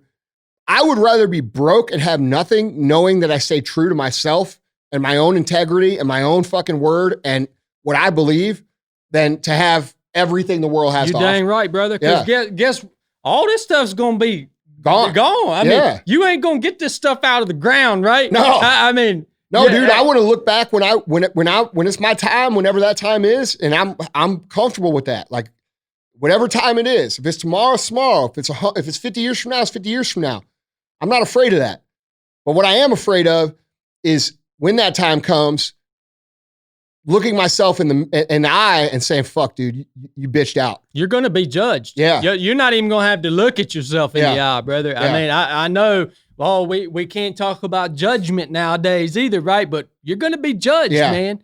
And it ain't by these motherfuckers on Instagram. That's it, brother. Yeah, that's it, man. Well, and let's unpack the point that I was trying to make in the sense of sorry about that. No, you're good. You're good. I believe, it's okay. Because I believe a great deal I'm going to get judged. And I'm totally comfortable with when that situation happens, right? But you can't speak the truth to somebody who's not willing to listen. And I can't go into another person's home and rewrite their rule book. And when you start talking about standing for something, I can stand for it all day long. Yeah. But I can't make them accept it. Yeah. And there's there's a parallel shift there that occurs. Like, okay, you can preach the message, but you can't make them listen. But I mean, isn't that the thing is like preaching the message regardless of if they listen to it or not? But I think that's being a man of character and integrity. You're a living, walking, breathing machine of who you are. And that's like something that I take a great deal of pride in myself is like, I believe in carrying and holding the conversation that exists when you're not there is the person that you are. And I agree. And I think those can only, that conversation is only derived through actions. It's not derived through fucking words. And I think this is where the whole social media land gets twisted is they think because you make a good post or you fucking got 100,000 followers on Instagram, you're important. You're important when you can control the conversation not there in a positive manner. When they talk about you and they say, hey man, this guy is a man of, this guy's a man of character. This guy's a man of integrity. He's a great husband. He's a great dad. He's a great leader. And you're not there. That's when you're fucking doing it. And when you just preach at people and you just talk to them and not willing to listen, preaching doesn't make the actionable change. It's actions. It's actions over words. You have to live that motherfucking life. You can't just talk about it. And I think that's where the difference comes in, where social media land, where I'm going to go out here and act like I'm doing it. Whereas in real life, when you're going to get judged, is fucking actually doing it. And I think that's where the delineation happens for me is like, I'm not going to bark at these people over here. I'm going to go fucking do it over here. And I'm going to impact the circle that's closest to me because can you change these people? Of course, if you're living in a good, positive manner, but you can only really, truly impact people that you touch. Meaning, now you can touch them through a screen, but I'm saying if you're living that or being that person of integrity or in a man of character, you can inspire people to take action, not just ingest words. Agreed, 100%, brother. And you talk about that difference between living it and speaking it, right? There is a time and place for speaking it. So, here's the thing. You're right. You can't. Everybody that listens to this is it's not going to register with them. But a few of them it will. Now, this is what you're obligated to do when it comes to the spoken part of it. When you are asked by other people where you stand, you are obligated to then tell them where you stand. Couldn't agree more. So that is because you talk about the people that you can help with words. You can help that man or woman that comes to you and says, hey, what do you think about this? Because they've prepared themselves at that point to be helped, right? Or to at least have a shift in mindset. That's them asking for it, yeah. That's right. Yeah, so when somebody asks you, where do you stand on this? You're obligated to tell them the truth, where you stand on whatever the situation is. Now, beyond that, you're exactly right. You can spew it out on social media all you want. And guess what? 9 times out of 10, all it does is cause contention, right? So there's not a problem with that. There's not a problem if that's you just got to be prepared for it. If you want to use your platform to spread that message, that's wonderful, right? That's wonderful, but just understand that not everyone's going to receive that, right? Dude, you're not obligated. So to I do feel it. I feel a little bit different. I feel like, and I've been struggling with this, right? Like this year. So when this year started happening, I was very aggressive, and I came out because, dude, I'm good at seeing shit. I'm a very logical person. Dude, I'm a Navy SEAL, and this is like coming into the lion's den. Carry on. So, dude, like at the beginning of the year, it started in December 2019. I started talking about how the media and the people who don't like Donald Trump are going to create a scenario that doesn't favor him for in 2020. When coronavirus started and they started that, I started pointing it out. I'm like, here it comes, here it comes, here it comes. I wrote an email. I sent it out. The email went out and it talked about what's happening. Yeah. And I was right because it's happened. And if you go back and listen to all the episodes I put out this year, I haven't been wrong about any of it.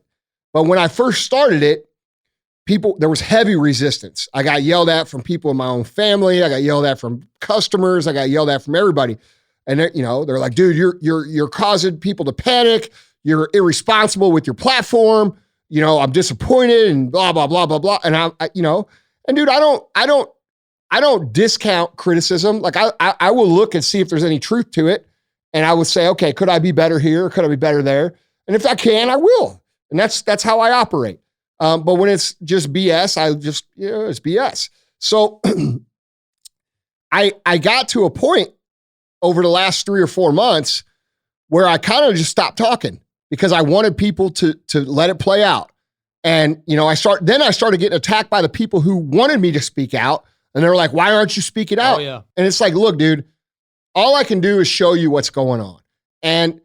But now I'm back to the point, like in the last 2 or 3 days, where I feel like I'm seeing all of this, and I don't feel like many people are actually seeing correctly what's happening. And I was talking to Jason, who's one of my very best friends and one of the best to help build this whole system that we got going on. And I'm like, bro, I feel like I have to tell him. Like, I feel like now I'm to the point now where it's like gotten to on the edge where I'm like, fuck, I got to show people what the fuck is going on. And, you know, it is what it is. And I feel the same way, Andy. My platform's not nearly the size yours is, but I've reached that same point that you're talking about, brother, where I feel like, man, I don't want to be talking about this. No, I don't either. Do y'all realize we could have talked about a bunch of really cool stuff? Bad shit, yeah. Like, but I That's don't. later. But it's necessary. Yeah. At this point, I feel like it's necessary for guys like us. We've been blessed with a voice, like you talked about earlier. We've been blessed with this platform, and so maybe there is an obligation. That's what I feel from certain right. certain That's what I was getting to. So I was getting to, like, you know, I feel like now I'm starting to feel real. Like I feel like enough people listen to what I have to say that they want to hear my opinion so that they can make a decision. Yeah. And so, you know, I'm going to do that and I'm going to talk about it. But that's a problem in and of itself. What's that? That there are people out there that cannot think well enough for themselves. I know. That they need to hear what Andy and Chadd and Sal and DJ have to say. That's a problem in and of itself. I agree, but I also don't fault them for that because I feel like even during this time, there's been times over the years, or over this year, with the constant barrage of bullshit where I've even been like, I've come in and I've said to DJ, I'm like, bro, am I fucking seeing this wrong? Like, am I seeing this wrong? And I've asked all my smart friends, you know, my friends who are much smarter than me. And I said, hey, look, dude. And I presented them with the evidence that I've seen and where I've come with and I said, what do you think of this? And dude, we're all seeing it the same way. And guys, it's what I said 2 podcasts ago. None of the shit that you think is happening on CNN, MSNBC, these motherfuckers are all together to propagate a message to you. And if you think they're telling you the truth, you're in for a very rude awakening very soon. And I've been trying to get that through people's heads over and over and over again. But they come back and they say, well, if this was true, it would be on the fucking news. I'm like, bro, come on, you know? So when I did that marathon with coronavirus, I didn't know it, but my wife had reached out to a bunch of local news networks, and because I did this on purpose to reconcile some stuff within my own self, because I've been distraught about this whole situation. And she I didn't know she did that. She told me a week ago. She was like, you know, I reached out to a bunch of news networks, told them you were doing this. Not a single response. Oh, yeah. It's like, you know, and I didn't do it I did it for myself. I did it to reconcile. She did that behind my back. You know what I mean? What a wonderful thing it would have been to show on the news. No, but you know what I mean? The thing is if the news would have came out there, they were like, look at this man. This idiot. Endangering the lives of other people trying to bullshit. I'd have gone out there. No, but it's like, seriously, you see how they fucking treat me? Yeah, I mean that's the real that would have been the story if they would have came.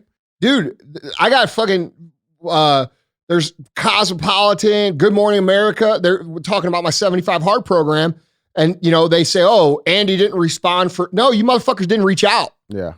You know what I'm saying? Oh, it's always twisted, man. They would have been saying, "Oh my God, Chadd's I would have amazing." said on the news channel out here in Georgia, said, "Man, Forrest Gump himself is coming through Georgia. Fucking come see it, son." No, Tom Hanks is in Greece or something, right? No.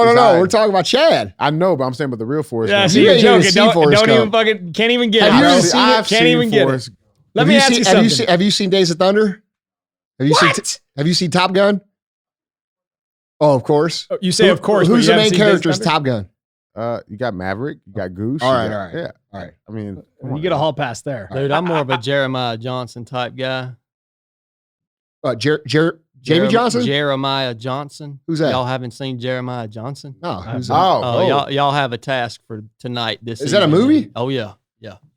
My bad, Sal. What's up? No, brother? you're good. I was sitting there. Well, good. I got something to watch tonight, Dan. Well, I figured what DJ was going to throw in there, Brokeback Mountain, but I don't know. Where it was going to go. Bro, that's his favorite movie. He talks about it all the time. For sure. And Just wait till the black big version spoon, come little out. spoon, homie. No, but it's funny. Something hit me there. You said you're so distraught over this whole situation, and I think it's to be able to peel this back. Like Navy SEAL, you've done some of the toughest races from an endurance standpoint in the entire world. Seem to be bulletproof from that standpoint. What has you so distraught through this entire situation to make you have to go battle your internal demons? That's a really good question, man. And I'm gonna tell you what, brother. A lot of people now, and I worry about this with Andy's fighting a hard fight. A lot of people, the love in their heart has grown cold, right? The love in their heart has the love for their nation, for their fellow brothers and sisters, right? And so I guard that. Mm-hmm. I'm very conscious of that within myself, and it hurts me inside, deep down in my heart, in my spirit and soul. It hurts me to see what's happening. I was standing out in front of Chipotle down the road down here last night, and there were a bunch of people out there, had the masks on. By the way, the mask is hell on a beard. They had their masks on, right? They were all on their phones, and they were scared to death. You could see it in their eyes. And now it's not like that in Georgia. So I come up here, and it slaps me in the freaking face, man. And it legitimately grieves my soul to see what's happening, because this nation is still the beacon of light for the entire world. Believe that or not, we are. I promise you, we are the beacon, the last remaining beacon. I'm trying to curse less out of courtesy. This is your show, Andy. I know, bro. I know, but I don't think he's judging you. I know. But like when I go in someone else's house, I try to abide by their rules, So, and be, it's just, it is what it is. But the problem with what's happening in that regard, right? People losing faith in America, people losing. Dude, the real problem is they were never taught it in the first place. Right. You're right, brother. They were never taught it in the first place. When we were kids, okay, it was Pledge of Allegiance in the morning, right? And a lot of people, well, that's brainwashing. Well, I hate to break it to you guys, but we are a team. United States is a fucking team. And China is another team. And Russia's another team. And all the other countries out there, the good ones and the ones that aren't as good, they're also their own teams. And I said this so many times this year about, dude, if somebody comes to bomb us, who are they bombing? They bombing black people or white people? Are they bombing Americans? That's right. They're bombing Americans. And people have not been taught for the last 20 years the price that has been paid for us to even have what we have, which has in turn cost us create a situation where the majority of people under 30 years old take it for granted and they don't appreciate what we have. Dude, when there's a revolution going on in fucking China, do you know what flag they carry? They carry our flag. When there's a revolution going on in another part of the world, do you know what chant what songs they sing? They sing the Star Spangled Banner. Okay? We represent that beacon of freedom and hope, and all this confusing shit that you guys feel right now, that you feel and that you feel and everybody listening feels. That's how people in China feel every fucking day for the rest of their life. They don't know what's going on. They don't know the truth. They don't know. And they purposefully keep that so those people cannot create any kind of resistance whatsoever. And so there's psychological warfare going on right now. And you and I, we called it a cold revolution, right? People aren't killing each other yet, but we are in a revolution. We're in the middle of a revolution, an attempted revolution, a coup, and nobody wants to fucking say it. And that's exactly what's happening right now. That's hard words to say, man. Yeah. That's hard. It's hard to say that, man. I know the cost. Yeah. I've seen the cost of what it's taken to foster and protect this nation, right? I've signed a check payable for an amount up to and including my life. All right. And that check is still valid. Mm-hmm. All right. But I signed it when I was 18 years old. And I've seen the cost of what it takes to be the beacon. Mm-hmm. And that's why, man, that's why it grieves me to see this happening. And that's why I had to go out and do that. And like you said, reconcile something within myself. I didn't feel like running a freaking marathon. I did it in a way to take the power away from this whole situation, but within myself. I didn't do it for anybody else, right? And it was freeing, man. I don't recommend it. But it really was, for me, it was freeing. That now, before I did that, I would have probably came in here and had this conversation with you guys, and I would have been pissed off. Not at you guys. I would have just been amped up and pissed off, right? I'm not anymore, man. No. We've analyzed this. We know what's going on. Yeah. We're doing everything that we can do to change the tide. And there is hope.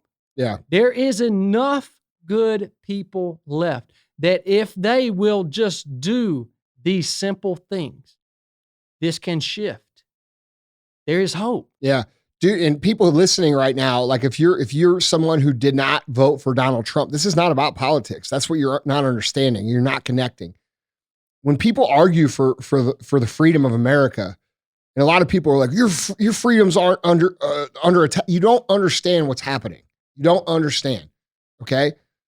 You think you understand, and you're seeing it as surface value. And at surface value, is it a big deal to wear a fucking mask for a little bit? No, it's not. It's not a big deal. But when you look at what's happening behind it and all the other things that are happening behind it, you start to see that this is not about wearing a mask and protecting people. This is about a bigger play that's happening to create a society that is not what America stands for. That's the truth. Think of the psychological effects of this whole mask thing. Yeah. Dude, bro. It's going not. We won't even go down the road of the financial fallout that it's inevitable. Right. I drive down this dang road and I see these businesses. Oh, they're shut. They can't do anything, man. Chadd, we haven't even started the fucking painful part yet of the business. Like, this is what people don't understand. 30% of mortgages in America are past due right now. Are you serious? 30%. Okay. The next year we're going to see, and people think this is crazy. Maybe I should put my hat back on. All right. But what you guys are seeing is the purposeful destruction of the middle class. All right. Yeah. You said that earlier. Yes. Yeah. They are shutting down middle business so that the business shifts from mom and pop and small businesses and all these things to these bigger companies. All right. And what's that do? That creates a poverty line that is now there's many more people below the poverty line.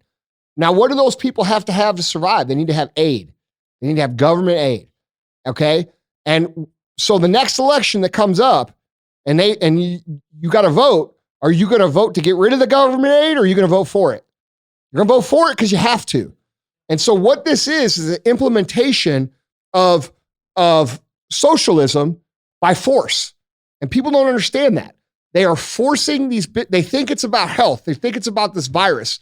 Look, dude, I understand the virus is real. There's no question about it. I had it. He had it. He had it. You had it. My dad had it. We all fucking had it. Okay? It's real shit. Is it dangerous for people who are sick already? Yes. Is it dangerous for certain people who are heavy and overweight? Yes. You should probably try to lose that weight so it doesn't fuck with you. Okay? No one's denying that there's this. People hear what they want to hear. Never, the whole time I've been talking about this shit, have I ever said this is a hoax in terms of it being real. It's a real pandemic. There's a real virus. And it's going to come out, I believe, that it was intentionally put out. that's already came out. Yeah. Well, you know, it's Put that hat back on, Andy. these motherfuckers are going to have to go to jail for people to believe that it happened. Yeah. And so what we have going on here is exactly what I talked about last year in December. It's an orchestrated scheme to create a scenario where Donald Trump doesn't get elected. And originally that's what I thought it was about. I thought it was just about getting him out. But now what I'm seeing is that it's actually about installing a permanent system of socialism in our country by force, by eliminating the middle-class business owner. And so you guys right now who are in that, you're a small, and by the way, we were that company. I was a small company. Had this happened to me 10 years ago, it would have put me out of business. Yeah. All right. Well, so we are too, Andy. Yeah. I mean. So we have to understand of why it's so important to not close your business, no matter what happens. No matter what happens, no matter if they arrest you every day for a fucking month, you have to go back and open your business. Because if they accomplish what they're trying to force through right now, America will never recover. And why is there no stimulus bills talking about restarting these businesses? They're talking about trillions of dollars of stimulus. Why shouldn't all that stimulus go back to the companies that fucking went out of business to restart their business? There's no talk about that, right? It's because it's not about that. They went out of business literally for trying to be law-abiding citizens. That's right, dude. You know what I mean? And dude, and they're trying to do the right thing because they believe I should listen. And that's the other thing Martin Luther King says. All just laws, you have a moral responsibility to obey just laws, and you have a moral responsibility to disobey unjust laws. And in America, we have the right to open a business. We have the right to breathe the fucking air. We have a right to be free and not locked in our homes. Those are fucking rights. The Constitution says, yes, it literally and says dude, exactly that. These people who are closing their businesses are afraid. They're afraid. You know, my friend Ian Smith up in New Jersey, he's got $300,000 plus of fines. Okay, but in the long run, he's not going to have to pay those fines because this is what you guys have to understand. There's a fucking law in this country, and it's abided by. It's a fact. And when all this comes to court and all of this is sorted out and it's 5 years from now, those fines will not be paid by him. They will be dismissed because they're illegal. And this is what people are not understanding. And so we have this scenario going on. And this is why, you know, all of you guys who didn't vote for Trump, the chances are you're going to be very fucking pissed off here coming up soon. Okay? Because the law, the constitutional law and process of America is what determines what America does. Not CNN, not fucking celebrities, not Hollywood, not all the fucking motherfuckers on Instagram, not Zuckerberg, not turd from Twitter turd, not any of these guys. Twitter turd. Okay, these motherfuckers can say whatever they want. They can say whatever they want. And it's not fact. It's very clear to anyone who's watching right now what's happening. Oh, where's the evidence of voter fraud? Well, fuck, dude, if you're still saying that, you're not looking. You're not looking. It's willful ignorance. And at this point, willful ignorance is a spit in the face to America. Because at the end of the day, we're not Democrats and Republicans. We're not black and white. We're not fucking gay and straight. We're not any of that shit. We're all neighbors and we're all Americans. And we're letting them put this message to us to drive contention between us so that America can no longer unite. And guess what happens when America can no longer unite? It ends. It ends. It's over. And we're very close to that right now. We're very close. And people, like you guys think that I'm tinfoil hat man, but no, I'm not. I'm actually pretty fucking intelligent. And I look deep into what's going on. And dude, there's 3 scenarios. We're going to go ahead and talk about it. Fuck it. I don't care. There's 3 scenarios that can happen out of this scenario, out of this whole situation that's going on with the election. 2 of them end with Donald Trump. 1 of them ends with Biden. Okay? Here they are. Get ready to fucking pay attention. Number 1, when they go to certify the election here in a few days, I think December 13th is the day. If those states that are contested do not certify the vote, that means Biden doesn't have 270 and Trump doesn't have 270. Then that goes to a vote in Congress where they have to vote along party lines. Republicans have 30 votes. Democrats have fucking 20. Each state gets one vote. And you guys don't understand this process because you never were taught it in school. And this is not my fault you weren't taught it. It's your fucking teacher's fault. Because we were taught this shit in second fucking grade. Okay? This is the process of the law. Now, when they vote that, Donald Trump has to win because they have to vote along party lines. There's no way you can fuck that. All right? And then they vote for the vice president. All right? So, by math, if they don't certify the vote and the United States doesn't accept the vote, Trump wins automatically. And that's what you guys don't understand. As long as he doesn't concede, he automatically fucking wins. That's scenario 1. Scenario 2 is there's an executive order going on right now that allows, and you guys can Google it, look it up, that one I sent you so I can tell them exactly what it is so they can look it up. There's an executive order signed in 2018 that allows Donald Trump 45 days post-election to examine the election for interference, foreign interference. Now, foreign interference doesn't necessarily mean it was China or India or whoever the fuck they're saying did it. It wasn't India, but I love my Indian boys. But I do, man. I got a lot of people from India. Listen, man, I love you guys. They're going through some shit right now too. Doctors from India. Yeah, dude. They're good people. So, so what that allows to do you have it? Okay. Executive order on imposing certain sanctions in the event of foreign interference in the United States elections, September 12th, 2018. It is on the White House website. Now, if you go read this executive order, what this executive order does is it allows Donald Trump 45 days post-election to investigate the election. That means that after the vote certification of December 13th, he has 5 days after that. So even if they come through on December 13th and certify Biden, Trump has 5 days, right there, it says it, no later than 45 days after the conclusion of the United States election, the Director of National Intelligence, in consultation with the heads of any appropriate executive departments and agencies, shall conduct an assessment of any information indicating that a foreign government or any person acting as an agent on behalf of a foreign government has acted with intent or purpose or interfering in that election. That's 5 days post the certification. What does that mean? And how can we deduct what could possibly be happening here? Well, here, let me do the fucking hard thinking for you because I've already done it. All right. If they certify this election for Biden and there's fraud, which there clearly is fraud, and let's just say they say, fuck it, we want Trump out and we certify the election. This executive order, by law, allows him to arrest any complicit party. Any complicit party. Media heads, anchors, social media heads, all these people who complied with this massive disinformation bullshit. Biden himself, anybody who supported him, Hillary, Obama, all these motherfuckers. I'm not saying they will. I'm saying he has the legal right to do so under the United States. Okay? Now, do you think, let me ask you guys something. Do you think that Biden doesn't know this? Do you think the media doesn't know this exists? No, they know it for sure. Fuck yeah, they know. Yeah. So they know this is the rule. So now you have to ask yourself, why are they perpetuating and pushing Joe Biden as if he's already president-elect? Why are they trying to sell that so hard? Why has Kamala Harris not resigned from her Senate seat? Why are all these things? Why are they I'm going to tell you why.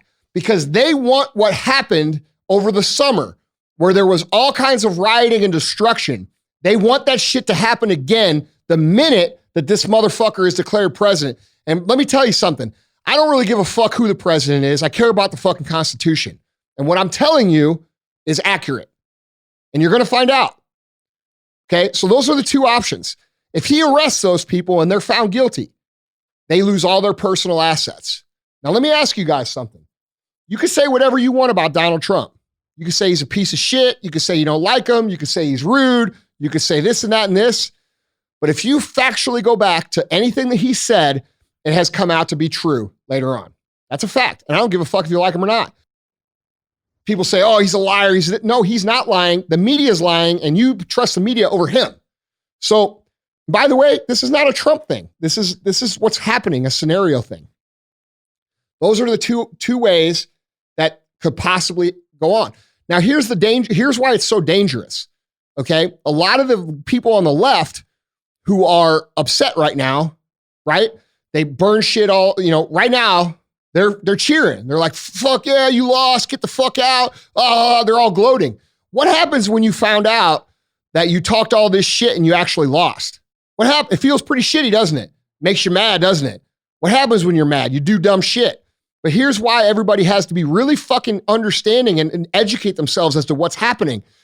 Because, dude, if these people go crazy again and go out in the streets and burn and riot and do all this shit, do you understand that you will not be out there fighting what you think are like rednecks and patriots and shit that have all the guns? That's not who you're going to be fighting. You're going to be fighting the fucking military, the actual military. It will be martial law. The National Guard is already in all of these cities right now. You know why it's already in the cities? To deliver the vaccine. To deliver a vaccine that over 60% of America doesn't want. Think about that. You think Trump's an idiot? This motherfucker is probably the smartest chess player on the face of the planet. And dude, and I mentioned a scenario where Biden wins. Here's the scenario where Biden wins. They certify the vote as Biden, and somehow they get rid of Trump. And I don't know how. I don't know how the fuck I don't see, there is no path, there's no legal path for him to actually fucking win unless they completely just turn their backs on the Constitution. And in that case, that's what that failsafe is for. And a lot of people are going to go fucking insane. And they shouldn't be, you guys who didn't vote for Trump, you should not be mad at people who did. You should be mad at the motherfuckers who lied to you and manipulated you and got you all riled up for a fucking reason. Now you have to ask yourself, what is that reason? What is the reason? They want you to go out and do their dirty work. The best thing that could happen to America right now is for everybody to say, hey, fuck all of you. We're America. We're tired of you guys fucking with us. When this shit goes down, that's how it should be. It shouldn't be right versus left. It should be everybody versus them. That's the truth. And dude, you guys who, didn't get your way or didn't get this or that, dude, you've been played. You've been fucking played. And I've been saying this, and look, dude, am I 100%? No. Okay? Like, could something else happen? Could I be seeing it wrong? Yes. I'm fully okay saying, hey, I was fucking wrong. Fully okay. If this turns out and Biden becomes the clear winner and he wins and it's legal and he didn't cheat and all this shit, dude, I'm still American, bro. Let's roll. That's it, bro. I'm in. All right? And I'll shut the fuck up. And I'll even say I was fucking wrong. I read the situation wrong. I'm sorry. Sorry, guys. I fucked up. Because I can fuck up too. But I'm going to tell you this. I don't think I'm fucked up. I think I'm seeing it real clear. And the smart people I talk to see it real clear too. And this is not some foil hat. It sounds foil hat conspiracy shit because it is a conspiracy. It's not a conspiracy theory. It's a conspiracy. And dude, they've discounted all the people who can actually see the truth as conspiracy theorists or crazy right-wing crazy fucks. That's not what I am. And I'm a reasonable dude with an ability to look at the fucking facts and data and analyze it. And guys, I'm gonna be real with you. People are gonna be pissed when this all comes out, and they should be. But I hope to God that everybody understands who to be pissed at, because if it's not, it's gonna be fucking bad. And it's gonna be bad for a lot of people. And dude, that's what hurts me. Because as much as I might not agree with some of those people's views, and as much as I might not, I still believe they have the right in America to have those views. I still believe that you have the right to believe anything that you want to believe and to do anything that you want, as long as it doesn't infringe on someone else's rights, okay, or safety or health, okay? Now, we have a decision to make as people in America. Are we going to be played? Are we going to fight each other? Are we going to fucking kill each other? Are we going to riot and hurt each other and destroy each other? Or are we going to wise the fuck up and say, hey, no, fuck all of you. All you motherfuckers lying to us, the media, the social media, the this, the that, the people who did this shit to all of us. Shouldn't we be saying, fuck you guys? I think that's what we should be doing. So, I said I was going to come out and say what I think. That's what the fuck I think. Yeah. So, and dude, Can't say that. I'm not saying fucking happy Actually, holidays. We can fucking say whatever the fuck we want. But dude, look, I know that people are listening to that and are like, dude, you're fucking insane.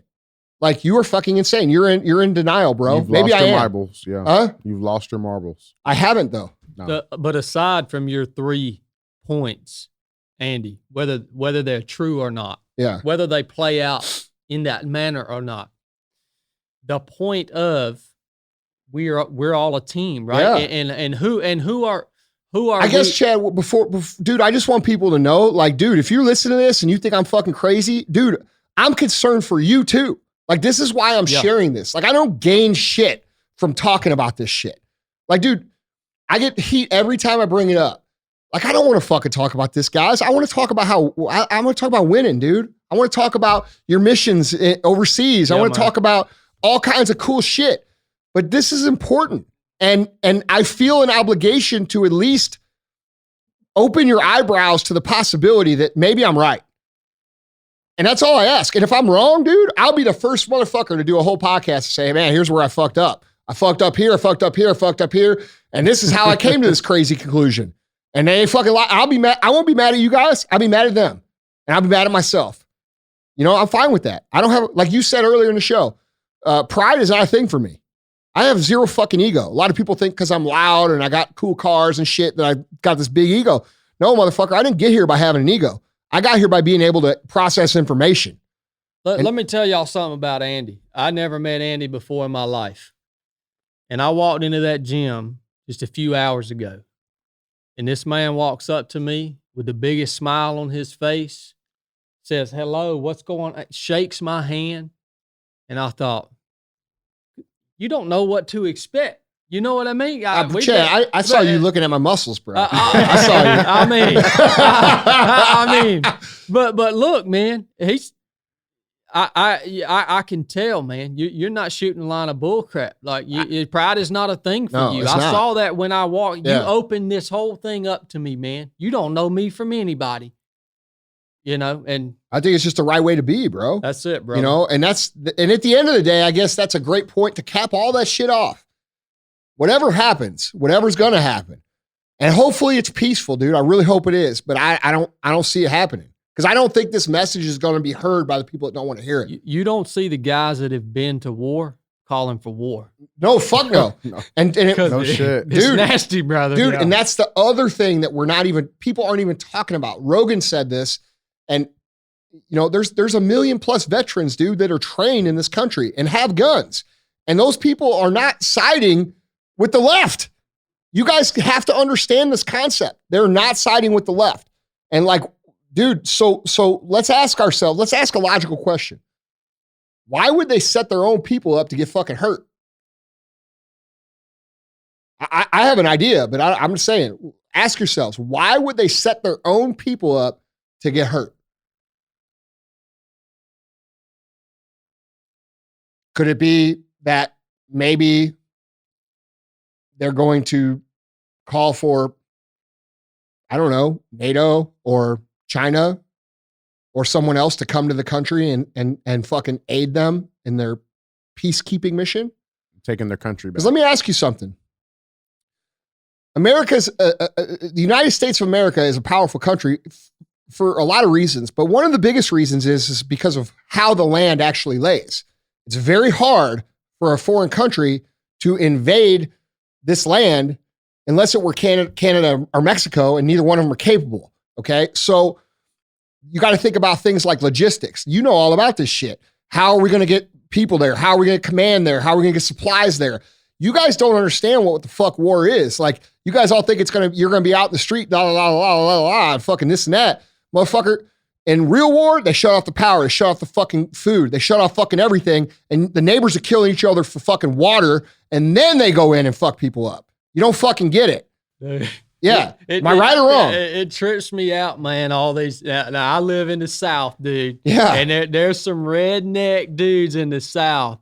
And you see these old redneck dudes calling for, war, right? Yeah. And I look at these cats and I'm like, brother, you're 300 pounds with a gut and you've got a 20 gauge shotgun, do you realize what it takes, the physical capability that it takes to be effective on a battlefield?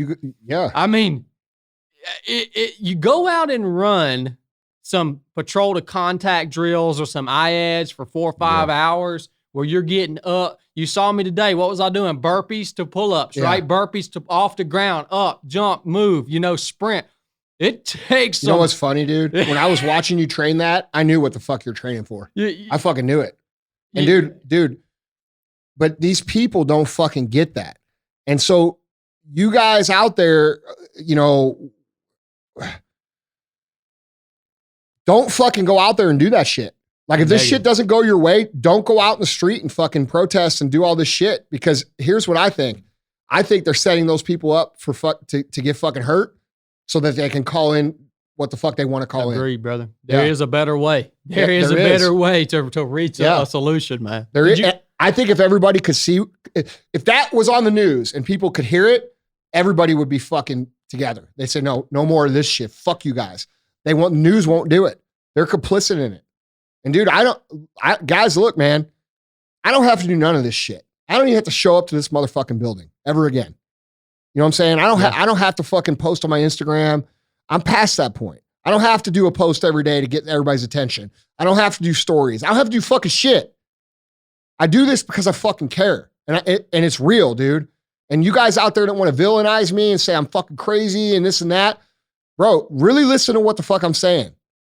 And go back and listen to what I've told you guys all year. I'm right. And if I'm wrong, I'll say I'm wrong. But right now, we do not need to be attacking each other. We do not need to be in the streets fighting each other. We do not need to be we need to be fucking listening to each other and saying, hey, dude, we all agree this ain't fucking right. And if you voted for Biden and, you're one of these people that's saying, oh, dude, Trump's just being this and that and this and this and this, and he's fucking a baby and he's crying. Dude, you guys are not seeing what's happening. You're not seeing it. You're brainwashed into the narrative. And I don't blame you for that because it's hard to resist. I myself am a very independent thinker. A lot of people ask what this hat means. This is a logo I made. You know why I made this logo? Because I don't fucking buy into the right or the left. I buy into what's right. All right. So I want to be patriotic for America. So I fucking put this hat on that I made myself and designed it myself. And what this stands for, I don't know yet, but it stands for fucking what I think America is. And what I think America is a place where all men are created equal. Equal opportunity. Equal opportunity does not mean equality. It means you have the opportunity for equality. It means you have to fucking work. I believe that people have the right to do what they want to do. I believe that people should be left the fuck alone. I believe in low tax. I believe in high production. And I do believe in America first. Fuck, man, this is a competition. This isn't a fucking game, dude. This isn't fucking ring around the fucking rosy. That's not the way the world is, dude. The world's fucking ugly, man. And you got to have people that are willing to fucking stand up for us. And dude, I'm just so frustrated with what's going on because everybody wants to get the comment. They want to type the comment that gets the attention, or they want to make the story that gets the likes, or they want to say the shit that's the funniest. And nobody's having real conversations. And we're in a position right now, guys, that is very fucking dangerous. It's become necessary. It is. Yeah. Do you agree? Yeah, I do. I do agree. And because I'm interested in your take on it, bro. Well, the main thing that I have on that, Andy, is I think there's also been a shift where we look to these politicians as our saviors. Yeah. Right. We look to these politicians and we talk about Trump and Biden and all this and that. Now, it's important who is in office, right? But they are there to literally serve us. Right. That is their position, right? Back in the day, the president of the United States could have been a farmer. Yeah. We didn't have electricity back then, but he was a tradesman, right? And he went and served his term, and he went back to farming. Right? These politicians are not your saviors. Now you should vote on whoever you want to vote for, not based off of, this was a big thing, people talking about Trump's character, right? I could care less what that dude's like. I could care less what his personality is. What is his policy? What is he going to bring to the table on that front, right? I don't care if the dude's a loudmouth. It makes no difference to me, man. Dude, I'll tell you right now, bro. Like, I would and people are gonna laugh at me about this. I would probably get along better with Obama than I would fucking Trump. Dude, I worked for Obama a couple times, and he was one of the coolest cats. I mean, he was just calm, cool, collected. He had a swag, man. Cool cat, man. Yeah. I mean, I would have done anything for this dude when it was my job to preserve his life. Yeah, for sure, bro. Right? But like, dude, that's not what the fuck I voted for. I didn't vote for fucking Obama. That didn't mean I hated him. I just didn't vote for him. That's right. That's it. Do I think he was a cool dude? Yeah, I fucking did. I said it a million times. But that's not what you're voting on. No, dude, we're not. This ain't a fucking 7th grade lunch table, dude. Popularity contest. Yeah. That's it, brother. I mean, what do you guys think of all that shit I say? Am I crazy? Am I seeing it right or am I crazy? I don't think I already knew you were crazy, but that has nothing to do with what you just said. Sal's got something on his mind. I do. I can't. It's chomping at my bit. Well, go ahead. Well, you said I'm actually. There's a couple questions for you, Chadd, since you are our guest of the day. We're in this together. I know. I do now. Were you more confused with the fact that man was not fit for war, or the fact that he thought he's going to go to war with a 20 gauge? That's question 1. Question 2, 9mm or 45, and what do you carry? Question 3, are we shooting 223? You shooting 308? What are we shooting downrange? Dude, you know I got medically retired for traumatic brain injury, right? Yeah. And you just hit me with 3 questions. So we can write them on the whiteboard. I'll get one in here. Try to remember. 1, 300 pounds or 20 gauge? Yeah. So no, it is hilarious to me. Not because of the weapon of choice that we see in rednecks' hands. It's the fact that people have no understanding of what it's like to be on the battlefield and actually conduct maneuvers and be effective, right? Physically and mentally. People have no freaking, not even the inkling of a clue, right? This ain't deer hunting, right? We're talking about this is a serious business. Yeah. Now, what do I carry? 9mm for sure. Why do I carry 9mm? Because 9mm has been mass produced, and the majority of other people carrying weapons is probably 9mm. So what do you shoot? I'm a Glock guy. My carry is a Glock 19X. It's my favorite weapon. And hey, we knew it. Again. Well, you got the other one too. Again, man, I'm a Toyota guy, right? The Glock is the Toyota pickup of the gun world. It's always going to start. What happens when you need a magazine? What happens you when come you to need Sal's to change house? a part I got out? 36 19X mags, There just in case. There you go. They're all interchangeable, right? Easy day. So there's a lot of advantage to and the I want to Glock. make sure that mine matches yours, so they're all flat dark earth, so you can, you know what I mean? You can run that. Yeah, it's the FD.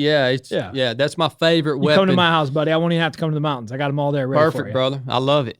And then for a long gun, man, definitely you got 3 choices for a long gun, and you should have all 3. 5.56, 7.62, and 300 Win Mag. Yeah. If you really want to reach out there and hit him with some juice. I'm sorry, brother, but you ain't gonna tote that 300 Win Mag, son. I mean, you make contact with that round. Oh yeah. Ain't nobody gonna tote it. So that's where I'm at on that, bro. You can still move with a 223 in you, but not that 300 Win Mag. Yeah, man, the 223, I mean, it's definitely an effective weapons platform, but now we talked about deer hunting and war. All right, so there is kind of a correlation. If I want to go shoot an animal, what am I going? I'm not going to take my 223, dude. I'm going to take my 7.62 or my 300 Win Mag, right? Yeah. So, and they got a little more reach. So, well, I mean, we always got that 45-70 in case you needed it, dude. Within 100 yards, there ain't nothing left. Within 100 yards, you're gonna be good to go, brother. Yes, sir. But no, I'm a gun guy, man. I mean, now I have no emotional attachment to guns. A gun is literally just a tool to me. It's you know how a carpenter has a hammer. The tool is an inanimate object. The hammer could actually be used to take someone's life, right? But as long as it's just laying or it's in Can you explain this to the rest of America, please? Yeah, fuck.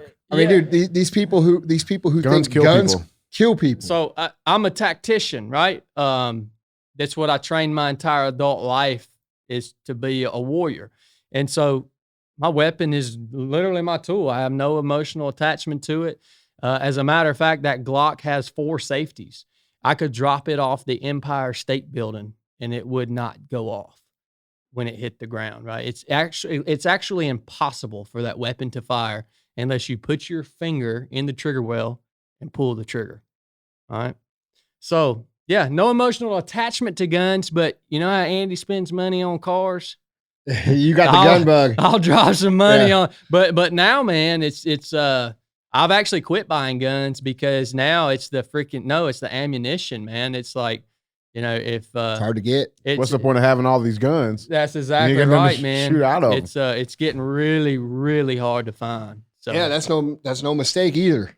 There's no mistake that why those things are hard to find. you figure out It isn't everybody buying it up. you figure out real quick. Yeah, I just bought a 30-30 rifle that Henry last week, man. they make a nice rifle. Yeah, they do. It's a beautiful gun. Cannot find bullets for it. Yeah. And you realize real quick, I don't care how many guns you have, that 30-30 at this point, it's a big useless. club. Yeah, It's useless. That's Baseball all bat. it is, man. It's Yeah. a baseball bat. So, yeah, man.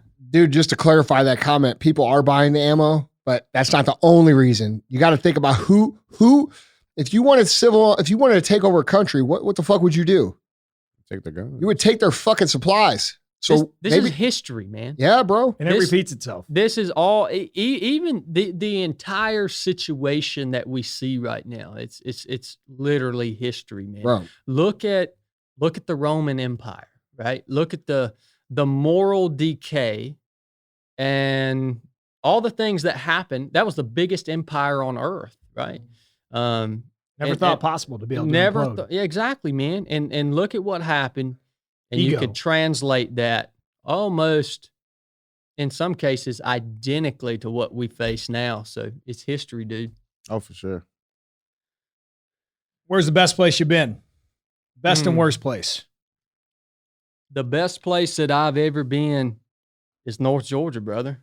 I mean, I've been all over the world, man, and I think what a lesson that I learned early on in life is that nothing in this life is going to fulfill you 100%. So no, it doesn't matter how extravagant the vacation is, how much money you have, what you drive, all that stuff is cool, right? And it feels good in the moment when you have those things, but you know, they don't, nothing in this life fulfills you, right?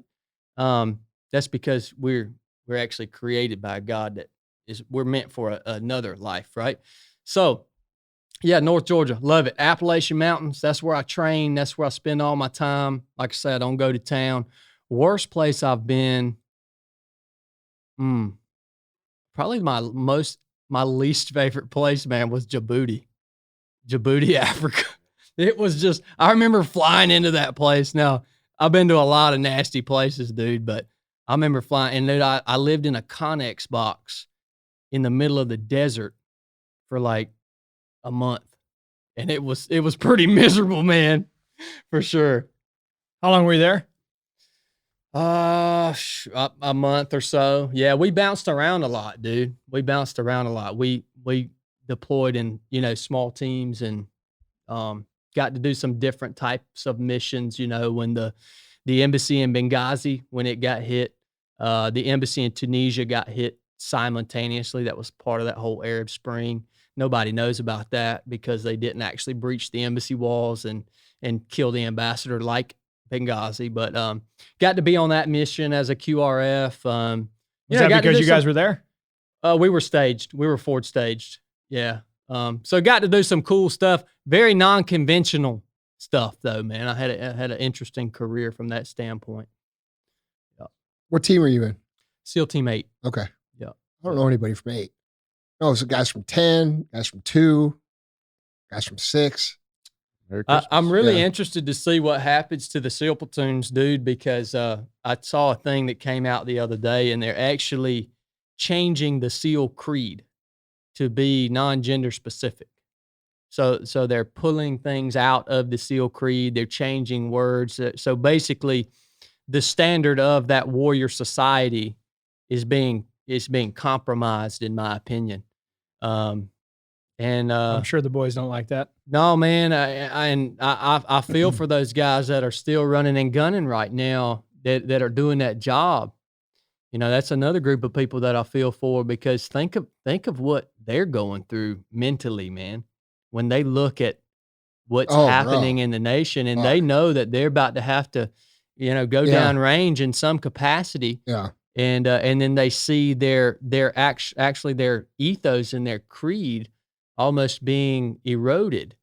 And you think, man, you talk about the PC thing, you cannot have a true warrior culture or society that is completely politically correct. I'm sorry. No, you can't. There's nothing politically correct about shooting someone in the fucking face. And there's a biological difference between human beings, right? So you've got to maintain those standards to have a true warrior society. That's another thing that is eroding, that it's not even on our map, dude, because we got so many other things that we've got to worry about. You know what I mean? But dude, tell us about your entrepreneurial mission. Yeah, and your podcast, bro. Yeah, so I started a company called 3 of 7 Project. So the 3 is body, soul, and spirit. That's what the 3 stands for. The number 7 is the biblical number for completion. So we just try to talk about all things body, soul, and spirit. And if you don't know the difference between those, it's the body is the physical body. The soul is your mind, your will, your emotions. Your spirit is the part that connects you to your creator, right? The God conscious part of you. So we try to talk about how to master, nourish, and maintain those 3 aspects of ourselves in order to live a more complete, well-rounded, wholesome lifestyle, So we take people out in the wilderness, man, and take them on missions, and got a podcast, and I get to go speak, and, how far booked out are you on the wilderness trips? So we'll release the dates for 2021 probably next month. 2020 is closed out. So we did 6 courses this year. I resonate a lot with Andy, dude. I got nothing to prove, man. I live a very simple life. I don't need a lot of money. I don't need any of that. My life is wonderful. I do this stuff literally because I'm passionate about it, man. It's making a difference, dude. We've trained 48 people in 2020 in the midst of this chaos, right? And we get groups of 8 individuals that I hand select. I had over 500 applications for this. I had to choose 48, and we take them out and we develop them. And I mean, what an honor it is to have been able to train 48 other human beings that can go out into the world and take those lessons with them. And it's powerful, dude. Dude, that's awesome. The mountain does it. You take these people out there, and by the second day, we're around the campfire, we're beat up, we're tired, we're nasty, we stink. And you got grown men that are just breaking down and just pouring their hearts out, into that team. And it's been wonderful, brother. That's cool, man. Yeah. So how many days you take them out? We go out for 3 days. Yeah. Yeah. It doesn't take long, man, for it to click for people. And it's individual development and also team development, because out there, I will continue to drag your dick through the dirt until you make that mental shift from me to what does the team need, right? Team gear before personal gear. Me versus we. Yeah, man. And when you see that happen within a team, it's like there's nothing more rewarding than watching that happen, Shit, man, I might want to do that. That sounds fucking awesome. You got to sleep outside. That's all right. I ain't no bitch, man. It's cold. I know you think I'm soft, but I ain't that soft. Well, it's a lost art, dude. We take these people out there, and not many people have ever drank water right out of a spring. I drink all my water out of a spring, straight out of the mountain. So these things are normal for me, these skills, hard skills. Yeah. But it's a lost art. We teach them how to navigate using a map and compass and all these hard skills, along with the mental and the spiritual experience. They get those hard skills that they can take with them. Because, dude, we're all landowners. Yeah. We collectively, we own like hundreds of thousands, if not millions of acres across this nation, and we're not using them anymore. Yeah. Right? Because we don't have the skills anymore to go out and actually explore them and find the beauty in them. People are actually scared of nature, and when you get them out of those four walls and take that cell phone out of their hand, brother, the magic happens. I don't even have to do anything. Fuck, dude, I'm doing it. Mine happens when I drink. Let me know when you have those things, because I'm going to do it next year. I'm doing it. Yeah, I got a feeling we could probably fit you in. Andy. Yeah, dude, I'm just saying. I know a guy. Man, look, dude, I follow the rules like everybody else, man. That's it, brother. I don't look for special shit. Like, that sounds awesome, because I don't know any of that shit.